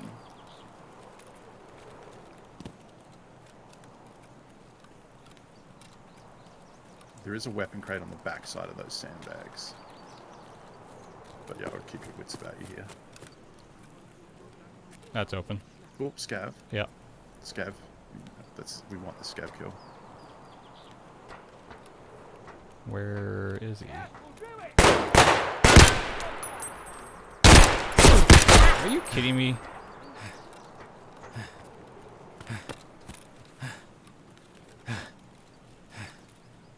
You have a bleed. Oh, we should have hotkeyed these. Yeah. No, other bleed, sorry. Fuck. Definitely should have hotkeyed them. That's rough. Yeah, that was... they also weren't in our pockets, so we couldn't have hotkeyed them. Okay, so that's a... I mean, the scabs are brutal right now, especially. Like, you know, James isn't wearing a face shield, because that's a late-to-game thing, so any shot to the head is going to do you. And he lit our arms up pretty good there. Yeah, learning experience, exactly. All right. Let's take a quick break. We're halfway through. And then we will come back and probably jump on our scav and see how we do. So do not go anywhere. Be right back. And yeah, thanks for hanging out.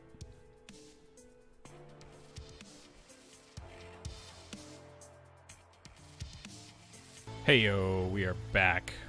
Although I realize Funko is missing from this thing now. There he is. Hello. All right.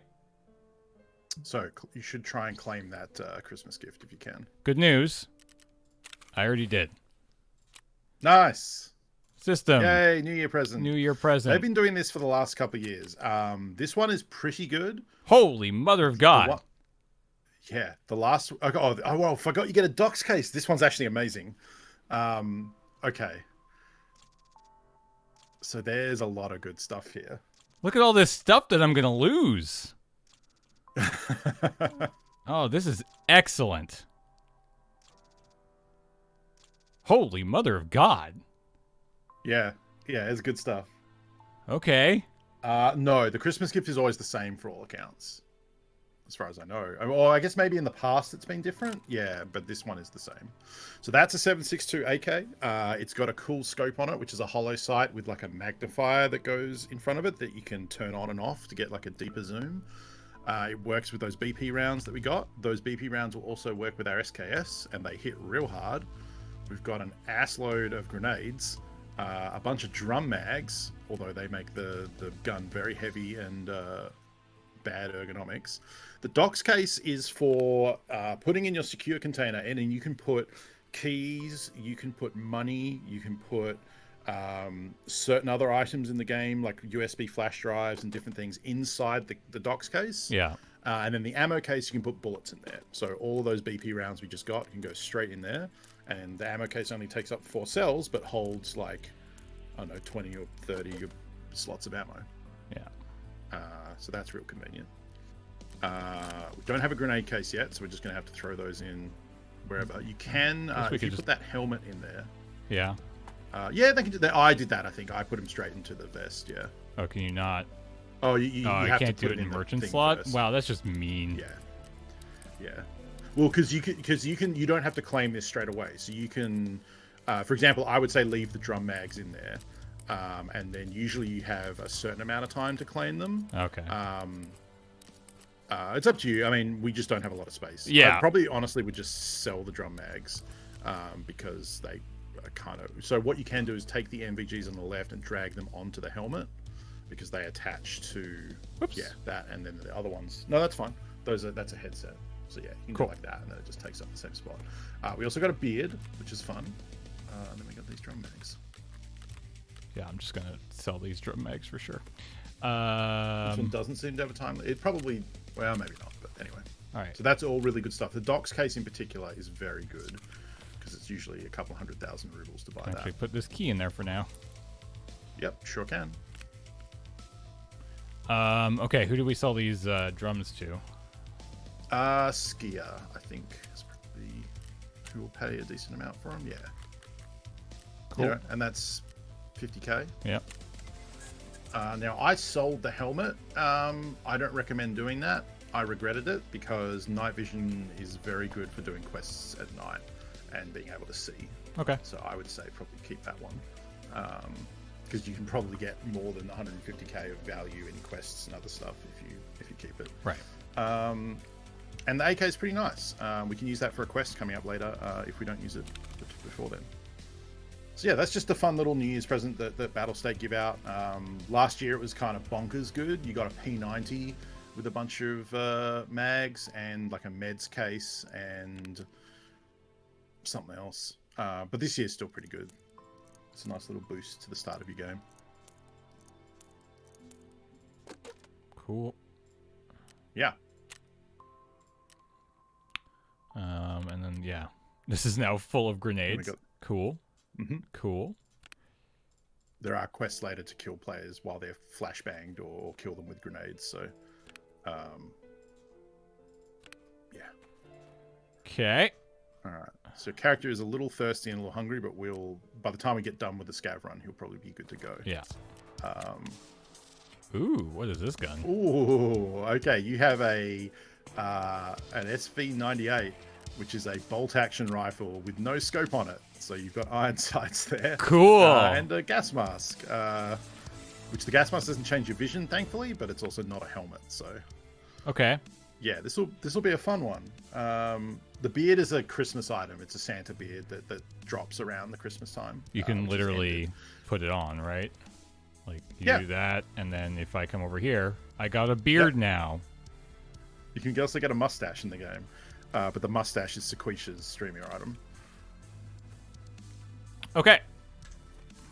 Yeah, let's fire up that scav, and we were gonna go woods. Woods, yeah. We said we were gonna try money making wood scav run here. Yeah, let's go noon, not midnight. Yeah. You cannot make a higher level beard. No, that would be pretty cool though, because there is beard oil in the game. Oh, that's right, we found it last week. Cool. Sorry.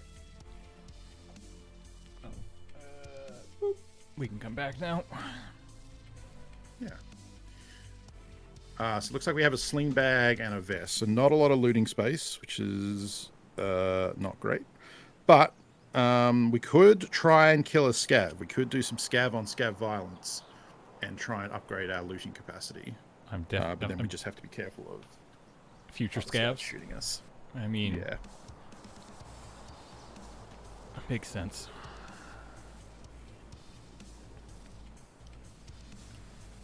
This gun is actually decent now. It used to have a trigger delay, so when you pulled the trigger, the bullet didn't fire for like a percentage of time, like 2 seconds or something, and it made it very annoying to shoot. And they finally fixed it. And that strap along the top of the barrel that I always thought was like a carrying strap is actually a heat band to stop the hot barrel, if you shoot it a lot, from interfering with the scope and like doing oh yeah, what's the heat lines, you know, like there's a word for that, I forget. I got 35,000 rubles. We spawned with some cash money and a bandage. Let's put the bandage in the pocket and hotkey it, because we learned that last mistake time. Okay, that's Tarkov is dying from something and then learning, hey, don't do that. Okay. Okay, so we're in a new section. We're probably near a USEC camp. That's Sniper Mountain there. Good landmark orientation. Yeah. So it's probably to the right. But there's also landmines, so Well, okay. we need a bit more orientation just yet. Oh. Oh, we're at the Scav bunker. Jackpot. Okay, let's check that out. There's a bunch of good loot here, and there is sometimes some armor spawns. There's a weapon crate right there.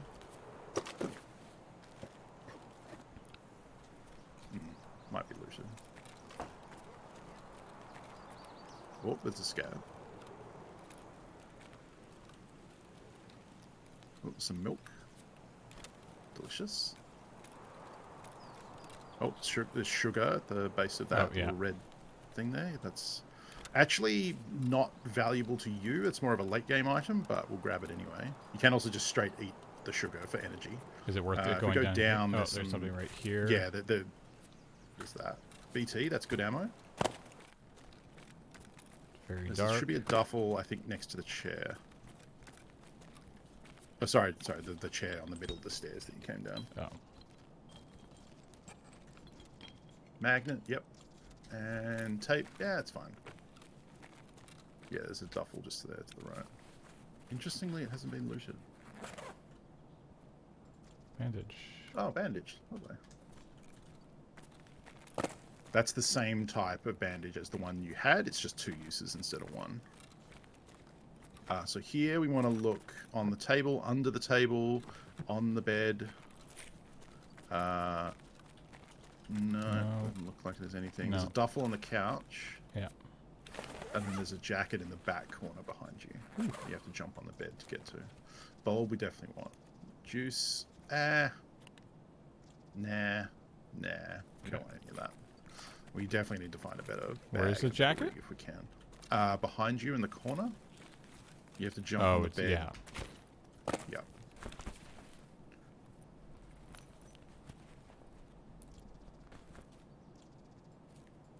That's fine. 3 key. Yeah, you can stack the money.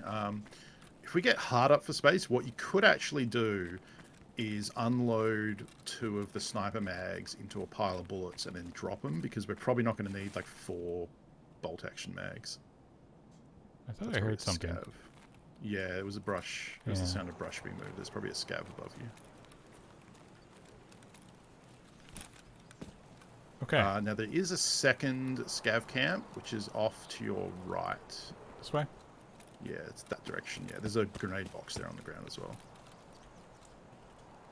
These ones are either an ammo box or a grenade box. I'm pretty sure this is a grenade box.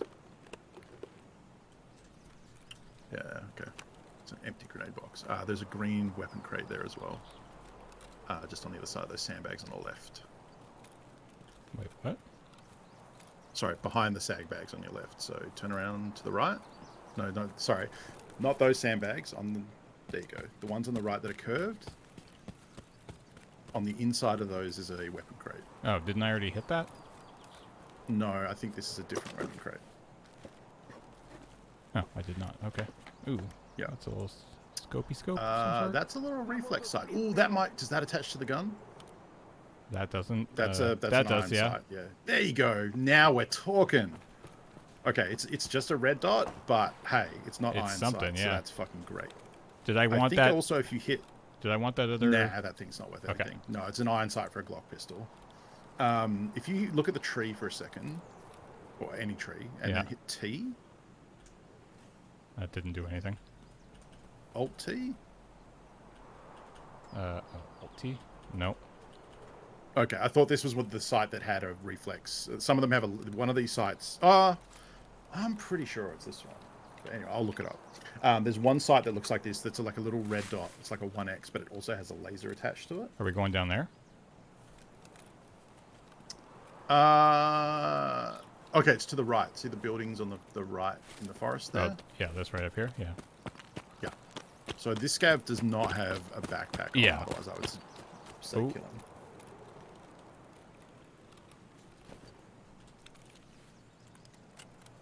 Ooh, that's a really nice SKS. Okay, we definitely want to upgrade to that rig. So throw all your stuff in it, and then drop yours and put that on. What you can do when you're doing this is if you drag it over the icon of the rig itself, it'll just put it in an available slot rather than having to drag it to a specific cell, just slightly quicker. Yeah, that's cool. Oh, okay, so this... Oh, this does have a laser on it. It's alt right click. And now if you look at the tree... Oh, yeah. Yeah, it has a little laser. So that can help with hip firing because you can kind of point it at someone and see where you're going to shoot. But other players can see it as well, so you do have to be careful if you're like in close quarters. That container there as well, the wooden one, has stuff in it. It's a hardware container, I believe. All right, we're going to have to make some tough choices here. So drink that vodka. No, I'm just kidding. Don't do that. Oh, the Aquamari is good, actually. I would right-click and drink the milk in your inventory, yeah.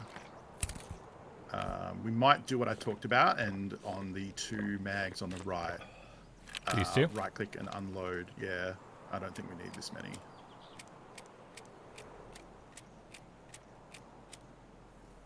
And then drop them once they're empty. And then stack the ammo back up. And you can stack your PS rounds as well. Not enough, though. I'd probably ditch the 22 PS rounds. We're probably not going to shoot through 60. Okay. Sorry, no, not them. We want those. We don't want the PS rounds.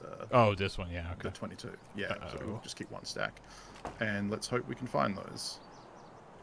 There it is. It's just to the right. Yeah. Just down. Take PS? Nope. To the left, these ones. There they are. Back up a bit. There you go. Yeah, you got it. So we want that. Aquamar and vodka, I think. Oh, you know what? No, we want the Iskra lunchbox. I guess I can just... I guess eating doesn't really do anything. Do that. The vodka will sell for like 15k, but we're hard up for space, so... there's sometimes stuff in here. Grand juice? Do we have juice that we can drink? No. You know what? You're full anyway, so just don't worry about it. Yeah. Okay. Like your hydration's at 98 of 100, so it's fine. If you wanted to be like super efficient, you would drop something, drink the juice, and then pick something back up. But it's not really necessary. You have to aim at the lid. Yeah. What is that? That looks like another Glock sight. Yep. Yeah. No, thank you. Okay. There's that foreman shack over there that has stuff.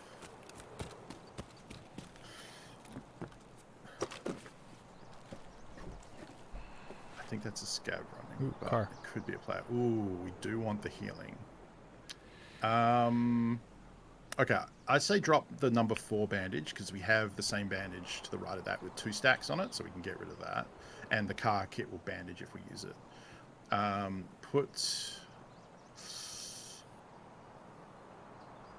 Okay, I would eat the sugar because the sugar won't vendor for much and it's more of a late game item.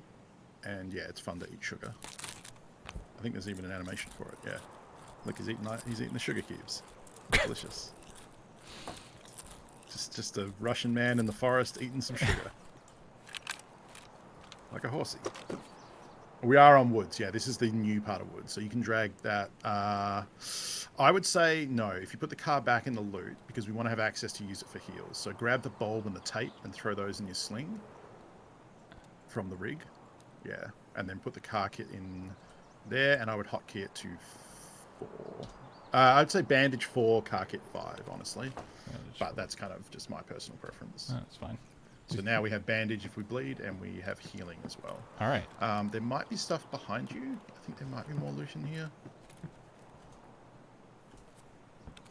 I can't remember what box this is. It's a fuse. We don't want that. We can craft with it later. You can craft grenades, but we don't need And there's that. a big there's a fleece here. Okay. Yeah. So if you double hit O, where are our extractions here? What are we working with? Factory gate, outskirts, old station. Okay, that's not terrible. That's the one. Outskirts is the one we went to last time. So we can probably just head that way. You are kind of full. We do have a quest item. So there is a scav here. I'd kill a scav if I could find a backpack, I guess. Yeah, I agree. Or even a better rig, but I don't know. That's the same guy as before. Yeah, what is his... It looks like he's wearing a scav vest, I think. Yeah, he's wearing a scav vest. That's the same. That's worse than the one you have. His Yeah. shotgun's nice, but we're carrying the SKS, which is better. So if we want to head down and out, unfortunately, that's not an extract we can use. Okay. Because we spawned too close to it. It is a scav extract, but we spawned close, so it's not going to give us that option. We want to go more to the left and follow this road, I believe. Okay. Oh, I see a person up and there. Oh, there's another scav. Yeah.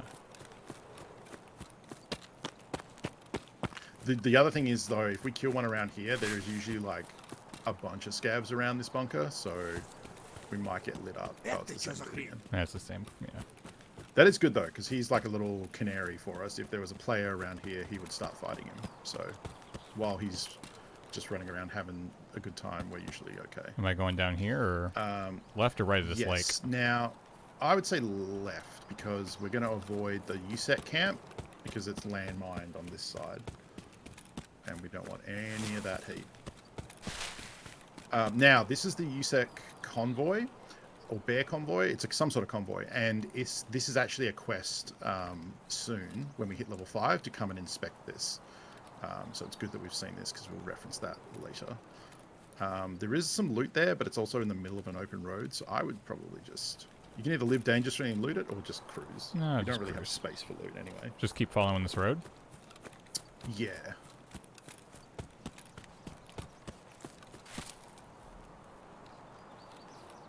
There are actually birds in Tarkov. People every now and again ask, like, if they're ever going to add wildlife to Tarkov, and the developer response is always, "There are birds," because they're Russian. It's my bad Russian accent. The USEC camp has loot. It also has players, and it's rare that you would go there as a scav late in the map and there be loot. Like, people rush that to loot it pretty quickly because you can find lots of good stuff there. There's USEC armor, which is tier 4 armor. There's Which some way? treasure. There's to the right of the rock.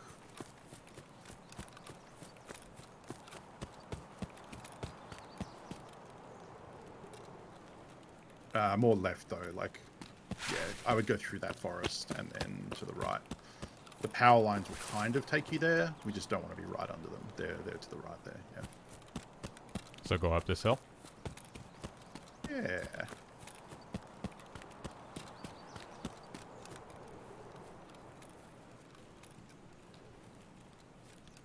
I don't know the caches in this area as well, otherwise I would suggest looting them,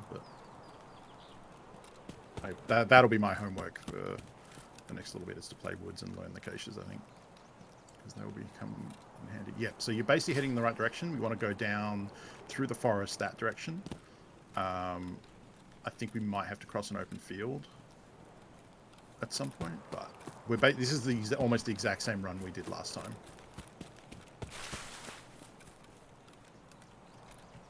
Again, Gen 2 Gengar. Oh god. Okay. My cat is cleaning her foot right in front of me.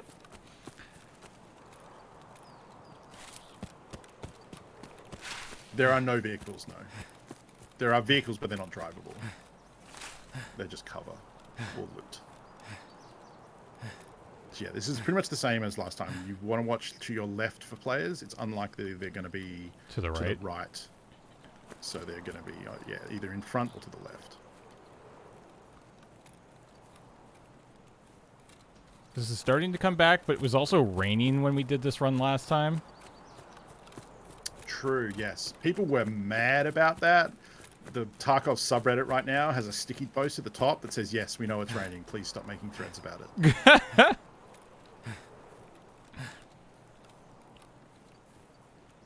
Yeah, so see that sign on the right there with the reticle and the arrow? Yeah. That means if you go past that, invisible snipers will kill you. That's the wall feature of this map.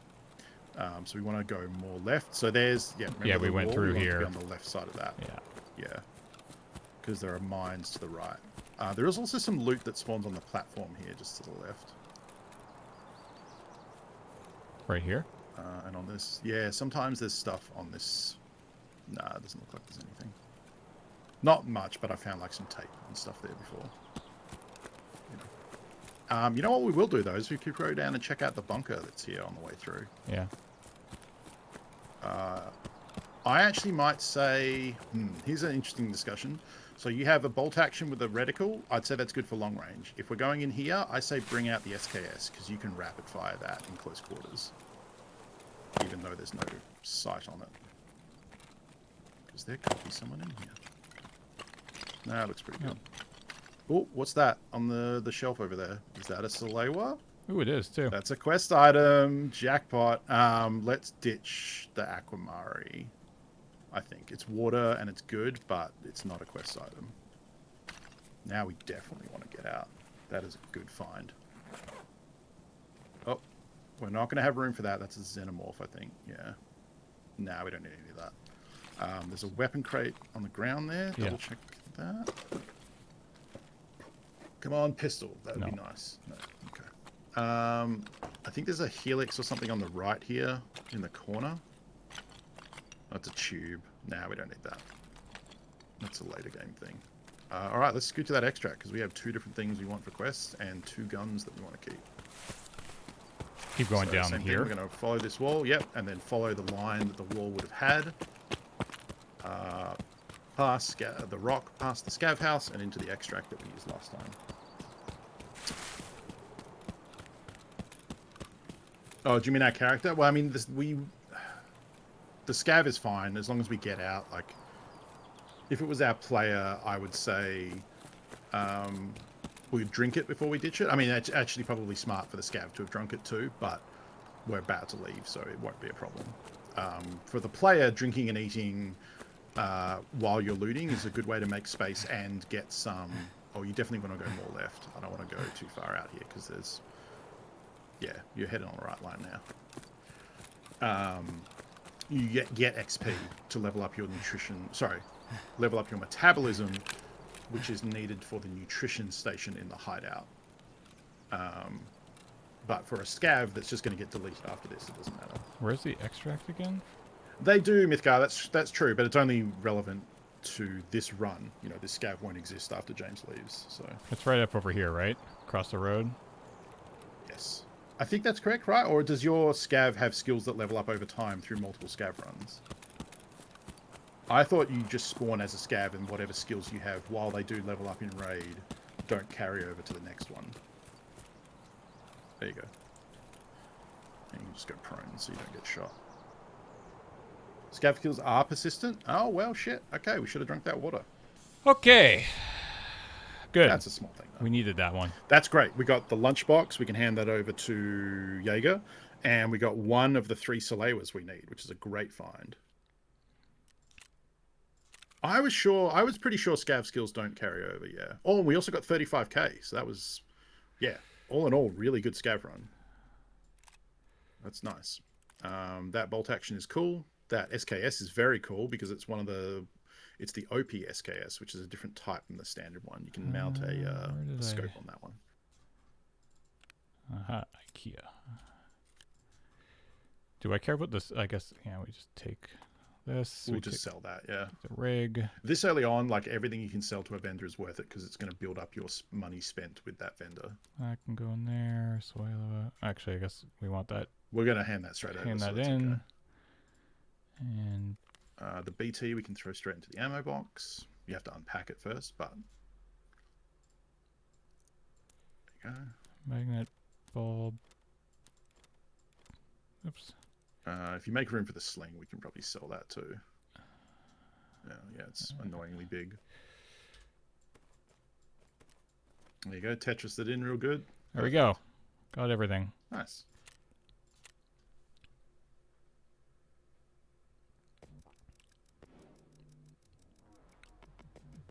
Mythgar, I'm not sure about that.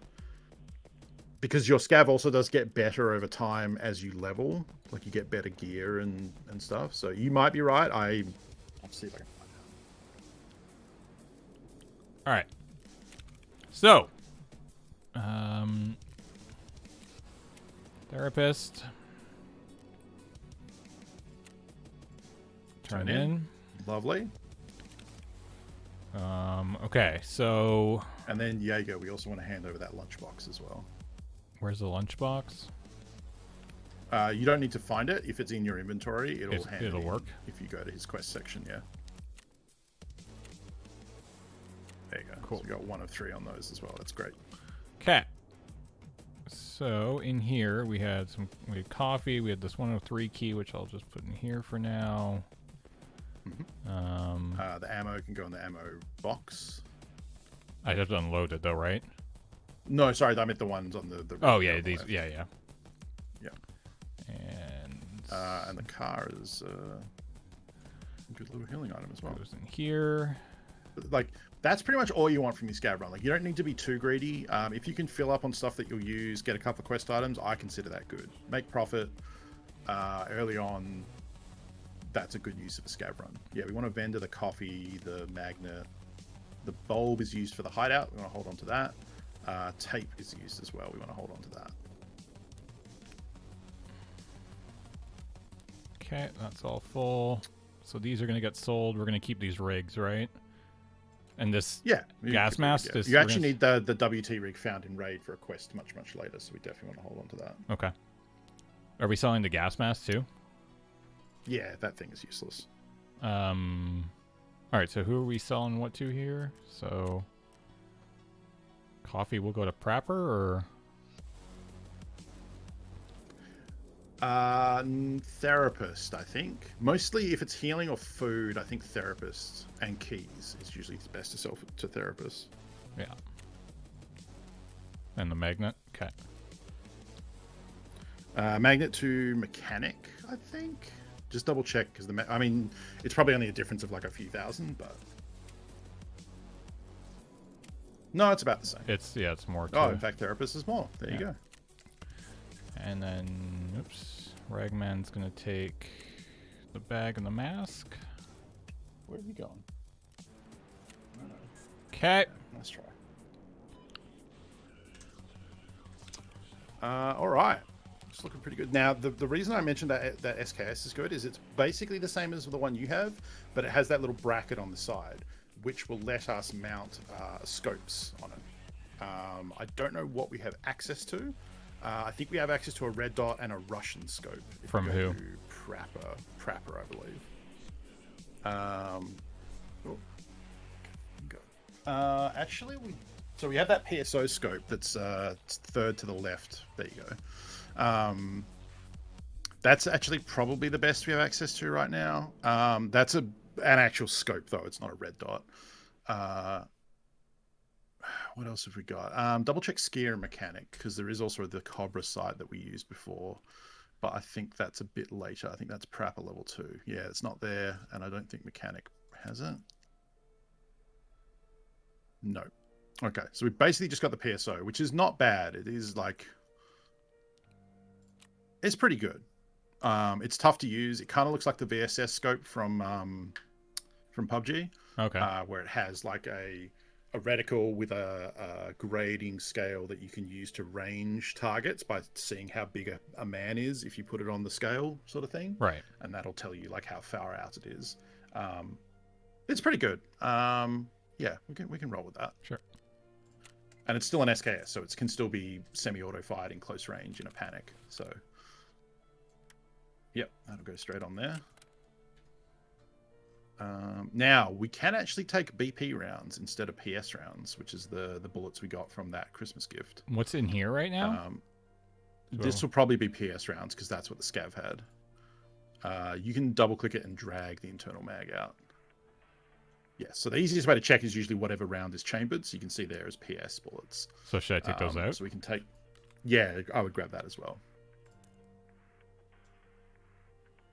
And grab the one from the chamber, otherwise the first bullet we fire is going to be PS instead of BP. Okay. PS is good, BP hits harder. And... No, we want to fill that first. With this BP? The BP. Yes, sorry. The darker one is the 7.62. The other one is for the other type of AK in this game, which is why Tarkov gets confusing. Yeah. At least the game won't let you put it in it. There are some guns where they share the same size bullet and you can load the wrong ammo and then it just won't fire. So that's fun. Should I take more than and then, yeah, let's... I would say grab a full stack, but we want a full stack in our secure container, and then we probably want like 10 or 15 rounds in a pocket. What the? Just so if we die, we're not. Why does it go from 14? Yeah, you suck. 15 does not exist in Russia. 15's in the middle. Number. Oh god, where'd it go? Oh, it's right here. There you Okay, so 15 in pocket. In here, this is gonna go in here. Take the PS out. Yep, nailed it. Let's see. Let's take. I don't know, the idea rig. Is there anything in that? Yeah, those are my knife. It's my knife rig. Right we can sell the black knife because there's not really anything you can. Sorry, not the bayonet. The A260. Oh, okay. I mean, you can sell the bayonet too, but you might want to keep it just in case we ever need it. Okay. The brown ones we trade for an MP5 at some point. Okay. And for a quest later, but that one will sell to Jaeger.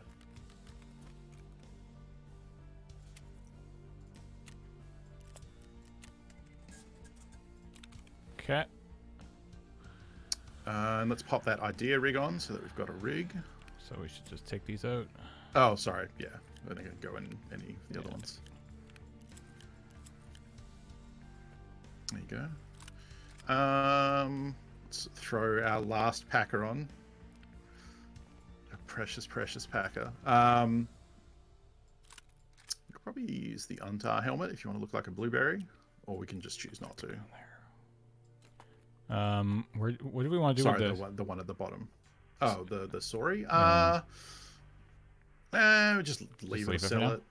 Sorry, what were you going to say there? I was going to say you can throw the helmet on from the bottom there, the Untar. Okay. If you want to look like a blueberry, because it's bright blue. Sure. I think that's good. I think we can get by without a backpack. We do need healing though. Yeah. We're going to need some bandages and stuff. Yeah, I would go with those. Yeah. I would probably take. You could take the eye. I'm trying to decide if we want to probably throw a splint in the pockets because we can just buy those splints, AI2s, and bandages. We can buy from Therapist. The IFAC, we can also buy painkillers, but we don't need to use them that much. I'm trying to decide if we want to keep the IFAC in there or take the car kit.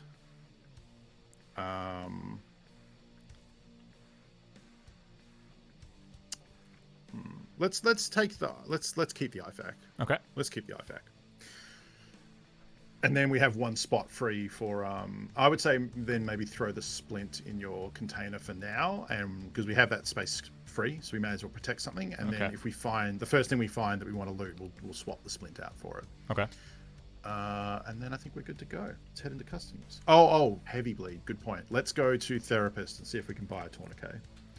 IFAC can fix heavy bleeds, but it costs 210 of the 300 healing an IFAC does to heal a heavy bleed. So you want to have some of these. We want these? Yep. I guess I'll just buy 5 for now. So I have them. Yeah, meds is just a resource you need to spend money on in Tarkov. And we're making... The goal is to make more money on a run than we would use up in meds. So I might even say bring 2. I might even say bring an extra one, because heavy bleeds will kill you if you can't fix them. So, yeah, I think that's good. Okay. The IFAC will fix light bleeds, so bringing only the one bandage for that is fine, because it doesn't use up as much of the healing as a heavy bleed does. Pretty much, yeah. It's actually kind of bad. Like, if you have to use an IFAC to heal a heavy bleed, then that's kind of a waste of an IFAC, in my opinion. When you could have just taken a tourniquet or a... God, I look like an idiot. Oh, speaking of looking like an idiot, if you go back and go to Ragman, I want to show you some of the extra clothing we can earn later. So if you go to Ragman, and then there's a tab at the top for services. So these are all the outfits that you can get for your player character. The USEC have different ones than the bear. They will cost a lot of money to unlock, and you have to be a certain level, but you can get looking pretty fresh. That tracksuit is one of the Scav boss tracksuits that you have to kill him 100 times to earn the right to wear his tracksuit. That's so many times. Yeah, I like USEC Ranger jeans. They're like acid wash jeans. I'm a huge fan of those. Oh, hell yeah. Oh yeah, look at me. But I like buying a bunch of these different outfits. If you wear a USEC PCU Iron Sight, you look like a soccer hooligan. I like tailoring my outfit to the map we're on. So on interchange, I'll wear like silver kind of clothes because it's an indoor thing. But on woods, I want those camo options. There's like a dark green cardigan that looks really good. But that's fun because you unlock those at like level 25, 35, 40. So you get a fresh look along the way. Yeah, 4 p.m. looks good. Let's get that insurance on. All right. And the cool thing is the two different factions have two different clothing options available to them. So the bears look a little different. So we should have time for this and probably one more scav. Wednesdays are going to be our days where we're up against another stream. So Mondays we can go a little overtime. Obviously I don't want to go super overtime because it gets very late. Saturdays are the days where we can go a little later if we want to. Oh, of course, because it's the afternoon. Yeah. Yeah. So, and there's nothing after us. I think that is an IKEA bag cut into a pouch rig. There will be one Saturday at the end of the month which is live, so that will be a day where I'll have to. That'll also be the final day. That'll be our last day as our. Ooh. I was thinking, you know how play it forward by description is play it till the end? Yep. There is actually an end to Tarkov. You can finish every quest in the game, and that is technically the end. Yeah. But even for good players, that's like 100 hours. Yeah, plus. exactly.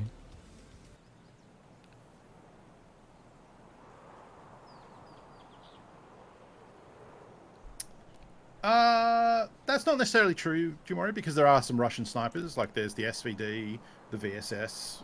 It's not really a sniper, but there are good guns on both sides of the spectrum. There is a bunch of NATO guns. There's a bunch of Russian guns. Hey, Jordan. They're both good. Play Rust till the end? I haven't played Rust since it first came out in early access. I bet it's wildly different now. I know it's very hot on Twitch at the moment, or at least was in the last month. All right, so we want to get some scav kills here. Scav kills, yeah. The goal is... And that last shotgun that we're chasing. Yeah. You did great, though. Like, Customs is the map where, when the map starts, a huge part of Tarkov is learning where the player spawns are, because when you begin a map, you need to know where the immediate threats are. I mean, so that's why when you spawned last time, I guided you to where the first push was going to come from. Yeah, and like I mean, it feels like a game that also does it really punish you for just loading in and just holding on for a second? Because absolutely not. No. Yeah. Right. So like slow and steady is valid. Yeah. I was going to point that out. Like, generally moving, like there's times where you do want to move quick and loud, and that's over open ground and in danger spots when you're getting shot at, obvious stuff like that. But definitely, like, if you're in the open, you don't want to be quiet sneaking through that, because the danger then isn't sound, it's being seen. Yeah. So other than that, taking it slow and quiet and patient is 100% the correct thing to do. It's the game where, like, I am more of an aggressive player. I mean, we've played PUBG together, you know that. And my failing in Tarkov is quite often two things. One is thinking everyone's a solo player like me, which is almost definitely not the case. Right. And two is when I kill someone, not being patient to wait and see, did they have a friend? Did anyone else hear that? Right. You know, like, I'm usually one to run in and loot straight away and then die because of it. So patience is key for sure.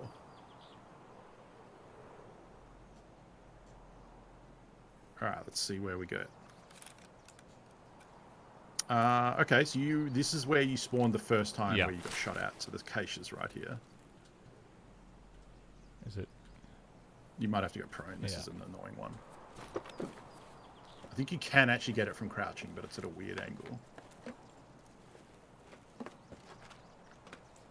Oh, that's a drink. Yep. Oh, we can just throw those on. Nice. Those are actually, that's a nice headset. I would just slam that energy drink straight away because it gets us metabolism skill. Left or right? There's somebody down there, right? There is players that way, yeah. But the dorms is to the right. Right. So You know what? Let's go check dorms. We can go check that tent. And there's less likely to be players to your right, because you have gotten the closest spawn to dorms on this side of the map. There's one spawn that's about the same distance on the other side of dorms. So these two spawns, usually the first thing they do is sprint. These two spawns will then sprint to the dorms, because if you have keys to access the rooms that are locked in there, there's very, very good loot. Yeah. And by rushing them from here, you get there first. So the tent is basically where you're looking now. Yeah, it's right over slightly here. to the right. We want to check that because USB flash drives can spawn there. So the spawns are under the guitar, next to the duffel, and in the open entrance of the tent. Yeah, throw that on. Sure. Do I care about toothpaste or? No, we don't. No, we don't. Yeah. So check just under the neck of the guitar, like between the guitar and the wood. Nope. And then in the mouth of the tent, on the right. Yeah. Nope. Okay. No. So I would say we don't want to go along the wall to the right here. We probably want to go where you're looking now, because that will we'll go through the forest, kind of away from dorms. Okay.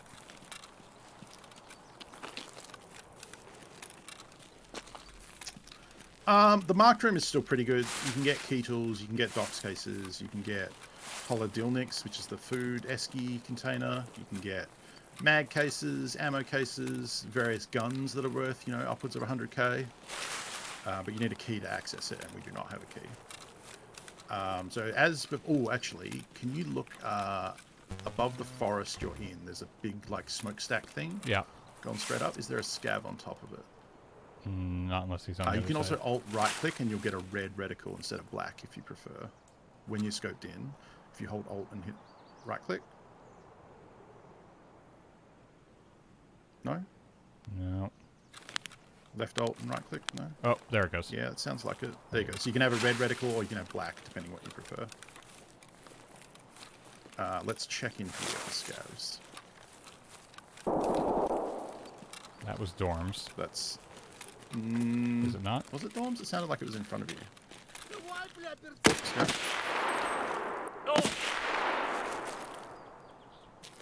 I feel like I hit you. Got an arm. So what should I hit? 4? 4, yep. And then 5? No, it's blacked out, I believe. So that means you can't heal it. I think he went to the left of the wall. The left wall, I think. I'm not sure. Where should I go from here then? Okay. Around back? I would say go back out the way you came and around the right side of the wall that you're on, and creep around and check that other flank. Like behind me? Go around behind me? Yeah. With scavs, once they see you, they will hold that angle pretty good. So you usually want to reposition and flank them, which honestly you want to do against players too. Yeah. That's just good Tarkov advice. But scavs especially, because if they're focused on an area, they'll be very quick to shoot you. But if you come at them from a different angle, they'll usually have a delay of like a second or so. Okay, that's dorms. Yeah. So that's definitely popping off.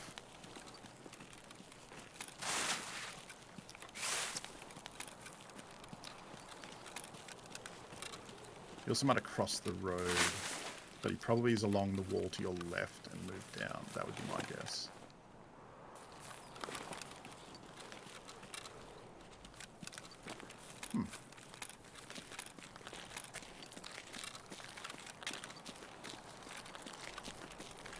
Where'd you go, Mr. Scavman? Where should I go? Let's just go into construction over there, yeah. Check the roof of that building there for the sniper scav. There you go. Is there a way to hold your breath? If you hold Alt without holding right button.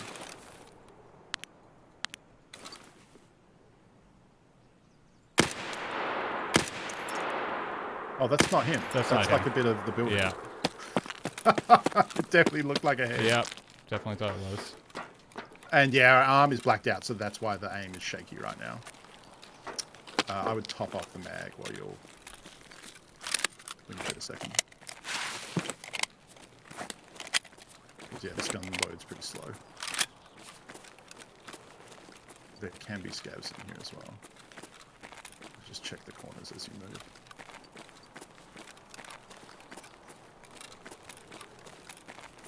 Yep, that's good. Slice that pie.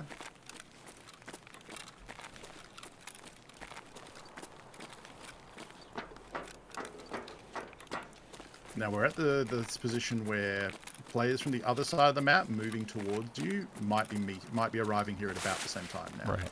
So in front of you, you've got to be wary of danger.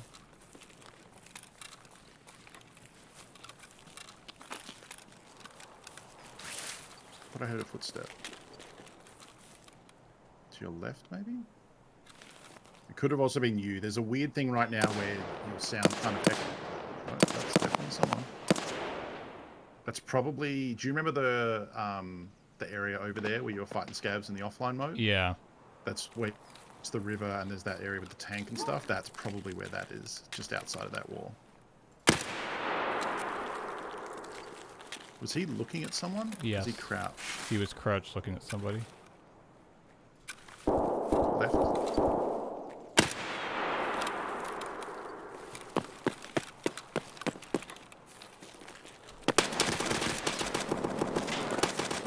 It's a player.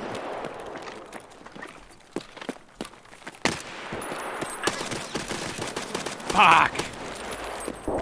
Okay, that was good. The one thing I would say there is when you sprint like that, your gun goes down. Yeah. So when you came up and stopped sprinting, you had that second delay. Yeah. No poopy buck cheeks. cheeks. No, why? Why do I have to be killed by a 12-year-old? That was good though. Hey, we got a couple of scav kills. We got one scav kill. I'll take it. We got one scav kill. I'll take it. I'll take it. Well, you know, yeah. Hey, it's progress. It's at least one of the quests where if you do stuff and then die, it's okay. You're still making progress. We're not at the stage yet where you need to start collecting items and extracting with them, which is rough because those ones, if you die, you then have to go back and do it again. Yeah. So I think we're at 3 of 5 now. Yeah. I believe that's right. Yeah. So getting there. How did you find that gun in sight? Did you find it a bit awkward? Yeah. When you're in that middle well, range? When I got into that close quarter fight, you saw I did not even try. Mm-hmm. No, you basically can't at that range. You just have to fire it. That is something that comes with time. Is like learning because you don't have a cursor. You know, like in Call of Duty and stuff. Even if you're not ADS, you'll usually have a cursor of where you're aiming. You don't have that in Tarkov, so you've kind of got to get used to the muscle memory of where the gun is going to shoot when you've just got it on hip fire. You know, it's called point firing, and over time you do kind of learn that. All right, where do we want to take interchange? Up to you. I mean, 6 a.m. is dawn, so we won't have light problems. Interchange is a good option. There's hardware to be found. I think it's a pretty solid choice, honestly. Okay. It's also quicker. The problem with woods is it kind of takes a little while. Okay, so we have this scav when it loads it. Okay. So we have a backpack and an OK rig, and this gun is an AKM of some variety, which is a 7.62 gun. So this is going to have a lot of recoil. Yeah. I would probably put this one on single fire, and then just tap as you need.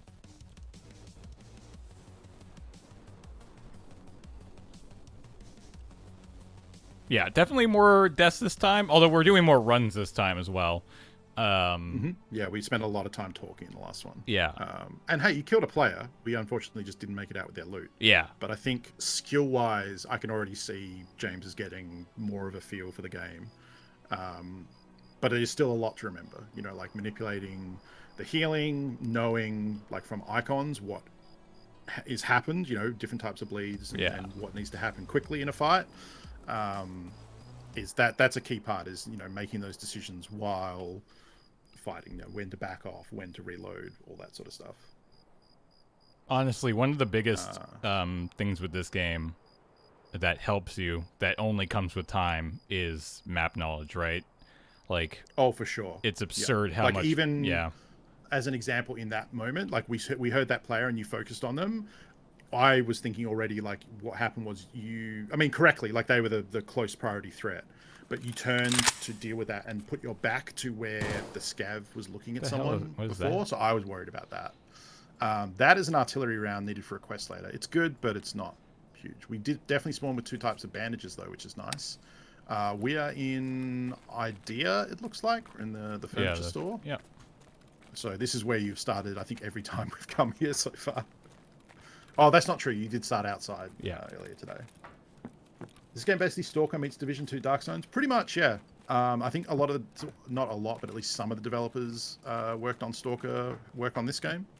And yes, it definitely has big Division Dark Zone energy. Obviously not as arcadey as the Division. It's closest to Stalker in that it's more of a mill sim. You know, Which going way should for I be realism. going here? I think I was hearing footsteps over here. Let's go right. Let's go at the back. Let's go behind you. Let's go look for some hardware. Trying to take the road less travelled.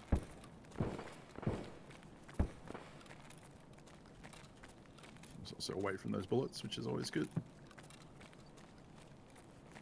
We're not going outside, right? We're going down this way? I think we want to go outside, actually. Okay. Oh, it's so pretty. And where to? I don't know if we can... Can we get... Is there an entrance on the right here? I think it might be a dead end. No, oh, no, there's an entrance. Cool, yeah. Yeah, we want to go through here. We will go along the back of the store and check the shelves on the left. There's going to be hardware on these. Yep, anything we can grab.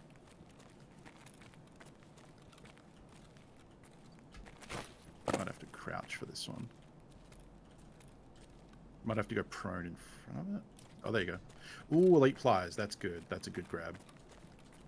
We can trade those for a shotgun we need. There was a screwdriver on your left back there. Yeah. It's not a huge deal, but... Yeah, so here we're checking the shelves along the edge, and we're checking these bits here as well, yeah. There's a toolbox over there. So, Battleset Games is the developer. Previous to... We talked about this on the other episode, but previous to Tarkov, they made a browser game called Contract Wars, which was kind of like a deathmatch Call of Duty clone that looked very similar to Tarkov. It definitely had that Russian feel to it. It was a little bit pay to win and wasn't very popular. Escape from Tarkov is definitely their first big hit. And you definitely see that in some of their reactions to the community on different topics, because they don't have a lot of experience with the quick fame they rose to with this game. Especially once they did their first Twitch drop event.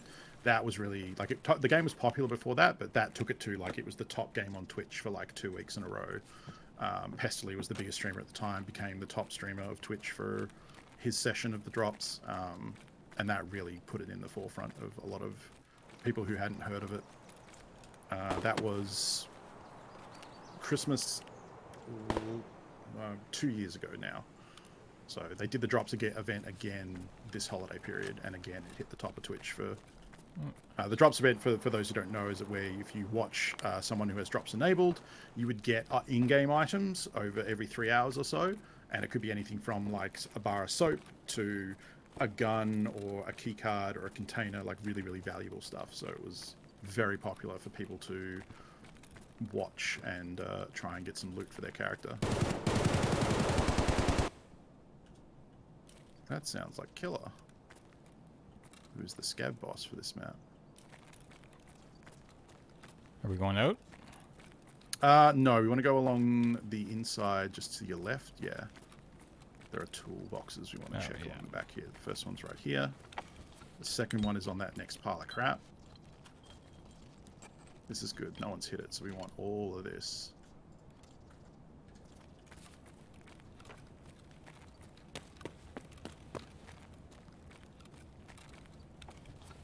But yeah, we do need to be careful because this is a popular area. Alright, we want the gunpowder. The nails are good. The gunpowder's not worth much. I would probably say maybe drop the hand drill, because it's big and we don't need it super soon. And don't worry about the tape. Check the shelves either side. Yep. No. Don't want that. It's too big. Oh, we do want those. Those are tin snips. Metal scissors, I don't know what they call them, but tin snips. Well, I guess they could be bolt cutters, I suppose. Alright, so we're getting pretty full.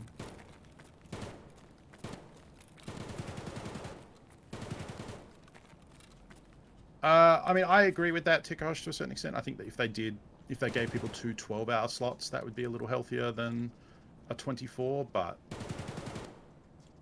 what do we drop in here? Ditch the tape at the bottom there.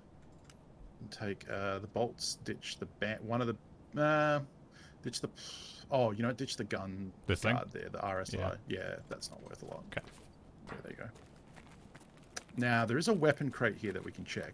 It's kind of annoying to get to. So go to the right. And we've got to jump over some stuff. So you're going to learn Tarkov Where? movement mechanics. Where? To the right, sorry. Where those drums are. You want to jump up on the drums at the back of the room. Oh. Yeah, you want to jump up there. Can I jump up there yet? Should be able to. Do I need to run? You may yeah, not there be it able is. to, actually. Oh, there you go. There. You're out of stamina. Yeah. Just got to give it a sec. Okay, this is the easy one. Come on, full gun. No. Not worth it. Okay. So the next one is in the back corner of the room back there.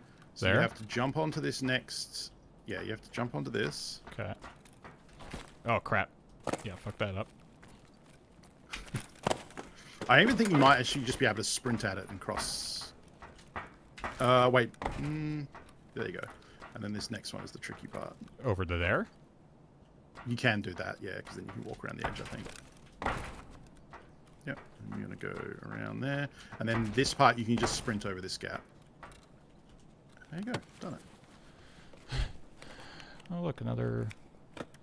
Nothing. TPP. I don't even know what that is. It's a muzzle of some sort. Yeah, I'll probably just leave it. Okay, if you drop down...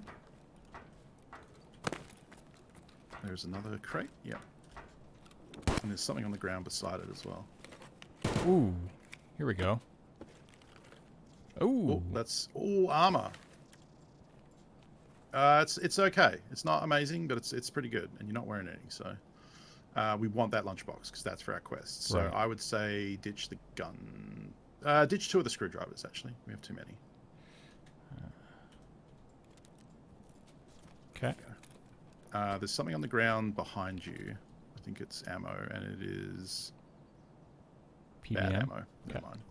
Yeah, that's bad Russian ammo. Okay. I think we should probably just try and scoot now. 'Cause Yeah. we have Yeah, we got good some stuff. stuff. We're full. Where are we going? Out? So we're going out this, yep, and then there's a ramp in front of you on the left. Yeah. So what we're going to do is we're going to go down the left. We're going to watch to the right because there are players here. We're going to go off the edge, basically where the cyclone fence is on the left. You want to jump off the edge of the ramp. Over here? Yep. Just jump off that and then run straight ahead to that gap in the wall up ahead of you. Over here? We're going to try and not get extract camped this time. Yep.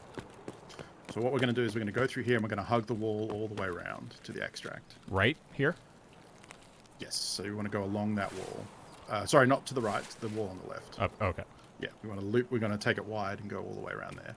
And then we want to look in towards the extract, which is off to the right.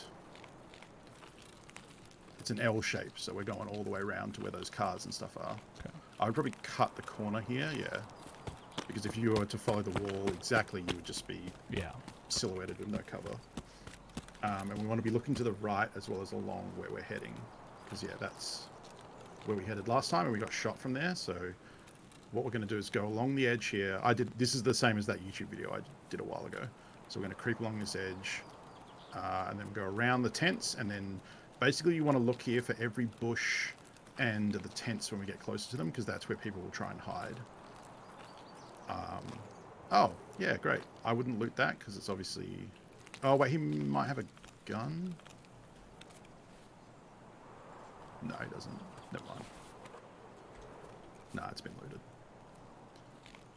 Okay, yeah. So taking it slow is not the worst idea. It's probably fine, but we just need to keep our wits about us. And then we're going to go along that wall to the left of the tents, and then the truck is the extract. But just take a peek in them just to make sure no one's like... Yeah, we're probably fine.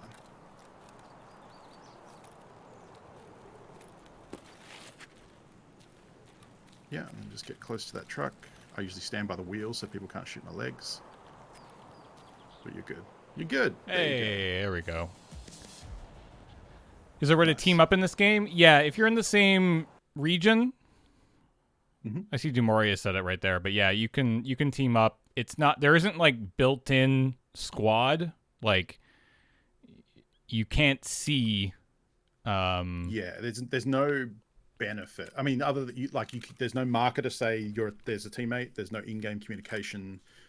All it does is it'll put you in the same map in the same spot at the start, and then after that, you can definitely shoot your own teammates if you don't communicate well with each other and all that sort of stuff. So the only ID is your character can wear an armband. Player characters have an armband slot, and there are some colored bands you can buy in the game. So you can all be wearing a red armband, and then you maybe can recognize each other, you know? All right, so this is where we're going to play a little bit of Tetris at the end of the episode and make sure everything is good. No. How big's this? So you can... That's actually really easy. If you double-click on the gun at the top... Yeah. Drag... Oh, we need to examine all this stuff. Oh, yeah.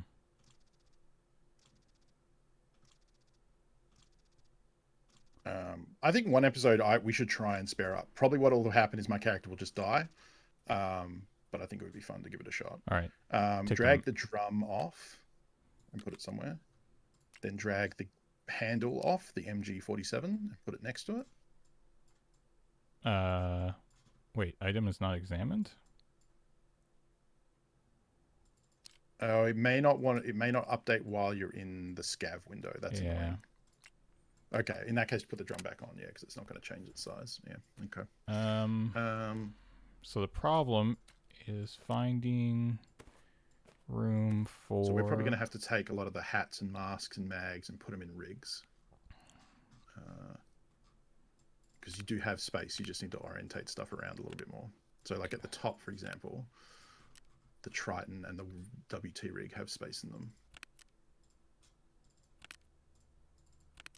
Yeah, that one does. If you grab the hat and drag it, it'll color things if they have space. Yeah. Yeah. I would take the... Yeah, you can put the gun down a bit lower there. There's a 4 square for it. I would take the helmet from the top and put that down. Does that do it? I think that might actually do it. That does it. Oh, there you go. You got it. And then the knife, and we're good. Cool. That's Murder Tetris. It's like a fun little puzzle game. I mean, the very intense shooter. We can keep working at this for a little bit longer. Make it pretty. Mm-hmm. All right, so I think we got another lunchbox to hand in. Yeah. I think that's the only quest item we got there, though. But we did get some cool stuff. So I don't want to do that, Jimori, because yes, battle state. It's hard for them to tell the difference between a friend giving their mate some gear and someone who has paid someone PayPal money to give them some gear. So their advice is like, usually I think if it's a once-off thing, because what a lot of teams will do is like, if you're in a raid with a team and you die, your friend might recover your gear and then give it back to you in the next raid, which is allowed. But it's hard for them to see the difference between that and someone paying someone to give them gear. So I wouldn't... Also, like, I don't really want to just, like, give James a bunch of shit, you know? Like, that's not a great experience for Tarkov, you know? New players aren't going to have that experience, so... I would just be curious to see what happens if we get in, because I've actually never tested the region lock thing. I just know what will happen, so it would be interesting. Stuff we can vendor is the dry fuel, the condensed milk, the sunglasses. OFC is an interesting... Yeah, the sunglasses we don't need. Well, I mean, it stops you from rain, so you can throw those on your character if you want and look cool. The OFC artillery shell is needed for a very late game quest, or you can craft with it. It's also worth money on the flea market, so I think we should actually hold on to that one rather than vendoring it. Okay. It'll be worth about 100k when we do want to sell it. I'm gonna start putting stuff because this is the backpack I'll just take in. So. Yeah, for sure. Yeah. So we're gonna keep that. Gunpowder. Keep that. Yeah. Scissors. That. All of those are good, actually. Yeah. Okay. So we're gonna sell that. We're gonna sell that. Where did all my knives go? Yeah, we'll keep the gun. I don't even know. Oh, we can sell the mask. Not the mask. We can sell the hat though. The mask is needed for a quest at some point. We'll probably get more of them. Just I would wear that for now. Yeah, we'll worry about that quest later. What do we want to do with the Sari? Do we want to keep that? We can sell that. We'll find more food. It's not. What about the beard? Game at the moment. We can probably sell that. I mean, it's fun to wear, but I don't know what it sells. We should check what it sells for. Let's go with that. If it's a decent amount, then we'll sell it. So this is healing. That's all that crap. Double check. Yeah, I think I remember seeing something that we don't need to keep. So if you just open up the rig and the bag at the bottom. Oh, yeah, there was some stuff. It must be in the rig. Probably don't need all those tapes. We can probably just keep 2. So you can probably get rid of 1. We can definitely get rid of the USB-A. We don't need that. Okay. And we can sell the mayo because by the time we need that for a quest, we can probably just buy it. Okay. I think that's it. Yeah. And you were saying get rid of some of these tapes. One of the tapes, yeah. So tapes is you craft like pliers, screws, tape, measuring tape, duct tape, something like that. All of them together into a tool set, and the tool set is used to in a quest later on. Yeah, so by taking that out, it makes the gun a little shorter. You can then put the pistol grip up near it, next to it, just to remember where it is, and then it doesn't take up as much room. And then we can probably sell the drum, because we'll probably use regular mags when we do eventually use that. Okay, so we can sell all this crap? Yep. What about it's a mix of ragman this crap? What was this from?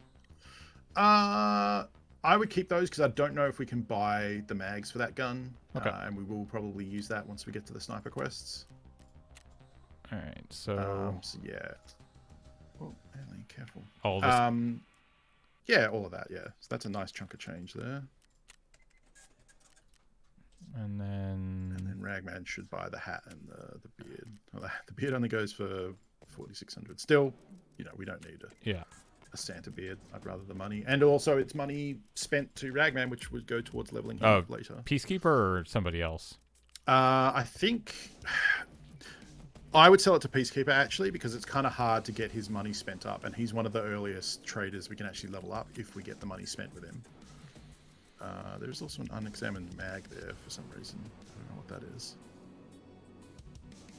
Oh, you know what? That's something they've added to the traders since you started playing, because they changed. That's the other thing Tarkov developers do, is they make changes to what the vendors make available and what the crafting recipes in the hideout are, kind of randomly during the week for some reason. Mm-hmm. So I think now if you go to mechanic, I believe it's either mechanic or skier, there's a gun you can buy for cash. Yeah, so that 8R 215 there, you used to have to trade items to get it as an early game gun, but now you can buy it for 45k. So this is actually a very solid starting gun. It's a single fire M4. So it's basically the same as an M4, it just can't do full auto. So if you want to tap fire, it's a really solid gun for taking out scavs early on.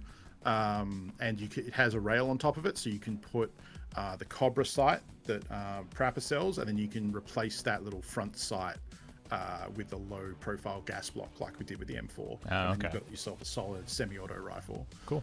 It's just a little expensive. That's 45k, plus you got to buy the ammo and do all those things I mentioned, versus an SKS, which you can buy for 20k straight up, and then just put some bullets in it. Right. So depends how you want to go about it. But yeah.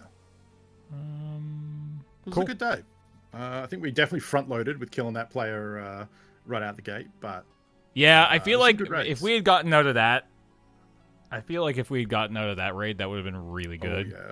Oh, That would have been real good. He had a nice little AK for you, some good Yeah. ammo. The armor was real nice as well. That's so the M1 that you've got here that we got from the Christmas present.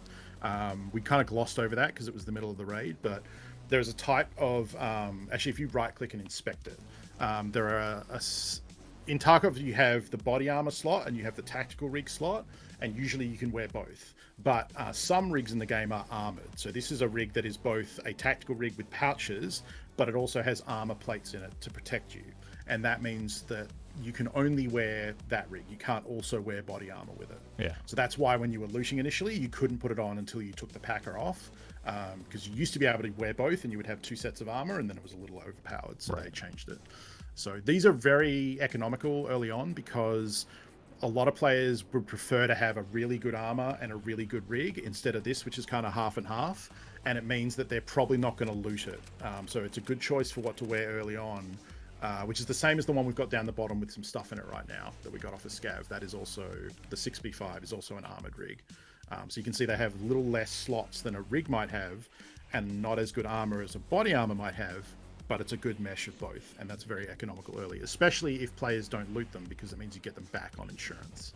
So that would have been good to get out with, but that's okay. We ended up finding the 6B13, which is pretty good too. And next episode we'll be ready to go. We made some scab progress. We got some of those lunch boxes, and we got a Salewa handed in. We can't start crafting any yet. We could take a look at the hideout and see if there's anything we want to build, because we do have some cash. We're up to 600k now, and some of these will give you passive bonuses.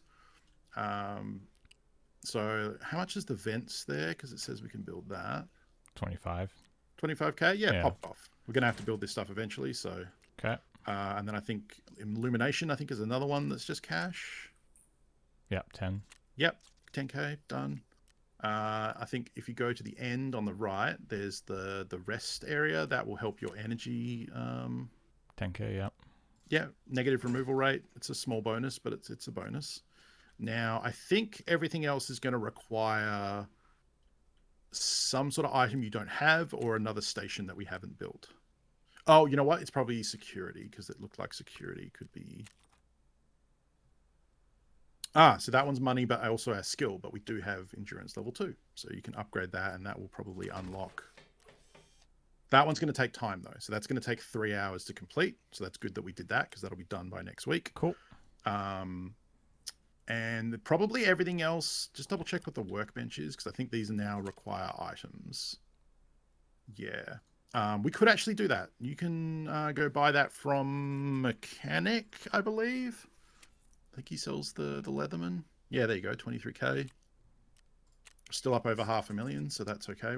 You don't really want to just sell yourself into poverty doing this, because you do want to have money for buying ammo and, resources. But if you can afford it, getting these done.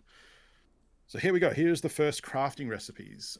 So you can see we can convert the gunpowder and the matches we have and make some shotgun shells. We can't. Actually, we could start some of these if we wanted to, because we have power in the generator.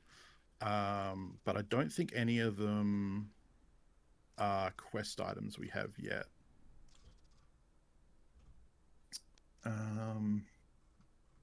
Yeah, I don't think we really want to do any of these yet. Yeah. I mean, the shotgun shells are good. We don't really have access to good shotguns yet. I mean, what would mouse over that? That's the. Sorry. What were you gonna say? Mouse over these? The shotgun shells there, the red ones. That's Magnum buckshot. So that's pretty good buckshot, actually. And shotguns are very powerful early on. So I think we only have access to the pump action shotguns at the moment, though, not the semi-auto, which you can fire rapidly. So we'll probably wait on those. We're still trying to get those Salewas, but we need the hemostatic pouch. And I think that's about it. What's the lavatory build there on the left? The toilet paper. Yeah. We just need toilet we actually needed toilet paper. Yeah. I think I told you not to loot that at some point. Yeah. Okay. That's good fine. To know. I mean, this is a good idea. You should be coming in here to kind of see what are the items that I need for these stations, because then so if we check, let's check water collector and nutrition as well. just so we keep a mental note of if we need items, what we need. Okay, so this needs a few. So you can see here, this needs 4 of those hoses. We need 5 bolts, 5 screws, and 3 duct tapes. So that's a lot we have to collect. If we had access... Sorry? I thought we had bolts. We might have looted them and died. We've definitely looted a bunch of screws. What was the other one you wanted me to check? If we had access to the flea market, we could just buy all this stuff. Yeah. The nutrition at the bottom there. Yeah, we need another relay. Need another relay. Okay, so this is all good to keep in. Like you could I know them pretty well now, but if I didn't and I was new, I'd probably just write down somewhere like these are the ones that I need to remember to loot if I see them. So we need toilet paper, we need phase relays, bolts, screws, and hoses. We're going to be looting anyway because you always need those for the entire game. Oh, is that what happened? The workbench used them. Right. Yes. That's why. The workbench would have used them up to craft. Yeah, okay. That's cool. I still think that's correct. The workbench is more useful than nutrition early on. Although, having said that, nutrition could maybe make us the Iskra lunchboxes. But you also need certain food requirements to do that. I think it's squash, a can of squash and different things. So these are some of the other stations you can buy much later in the game. Like the shooting range is cool because that lets you come into the hideout, go down to this end, and then there's some targets, and you can come here with your gun, fire off a bunch of bullets, and see how the gun performs, and it doesn't use up the ammo. It saves you having to go into a raid to see, like, when you're modifying guns, is the sight high enough to see over the iron sights and different things like that. It's kind of useful, and it's just good practice. Cool. Yeah, that's the hideout, so we'll work on this over time as we play. Okay. I think we're good to go. Yeah, let's end it there. That was a good episode. Yeah. Thanks everybody for hanging out. I feel like we're doing pretty well. We're making progress. We're learning. And that's kind of all I wanted to do.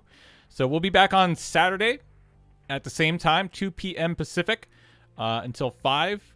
Saturdays are a little bit more loosey-goosey. We can actually go a little bit later if we are so inclined. But obviously we have CTS coming up here in 5 minutes, so stick around for that. Corey, Heather, Nelson, and Matt are going to be playing Puzzle with Your Friends, which is literally just them building puzzles, but in video game form, which should be kind of chill and fun. So I would say if there was an exact opposite to Escape from Tarkov, it's what's coming up next. You say that, but that inventory is a bit of a... Oh, you're right. Damn it. You're absolutely right. Once again, thanks to Funko for hanging out. Make sure to follow twitch.tv/lfunko. If you want more Tarkov action, he will in fact be live in 3 hours with your regular stream? 3 hours, yeah.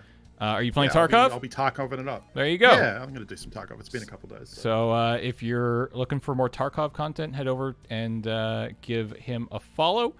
Yeah, thanks everybody for hanging out. We'll see you all again on Saturday. And have yourselves a good day. Bye, everybody. Later.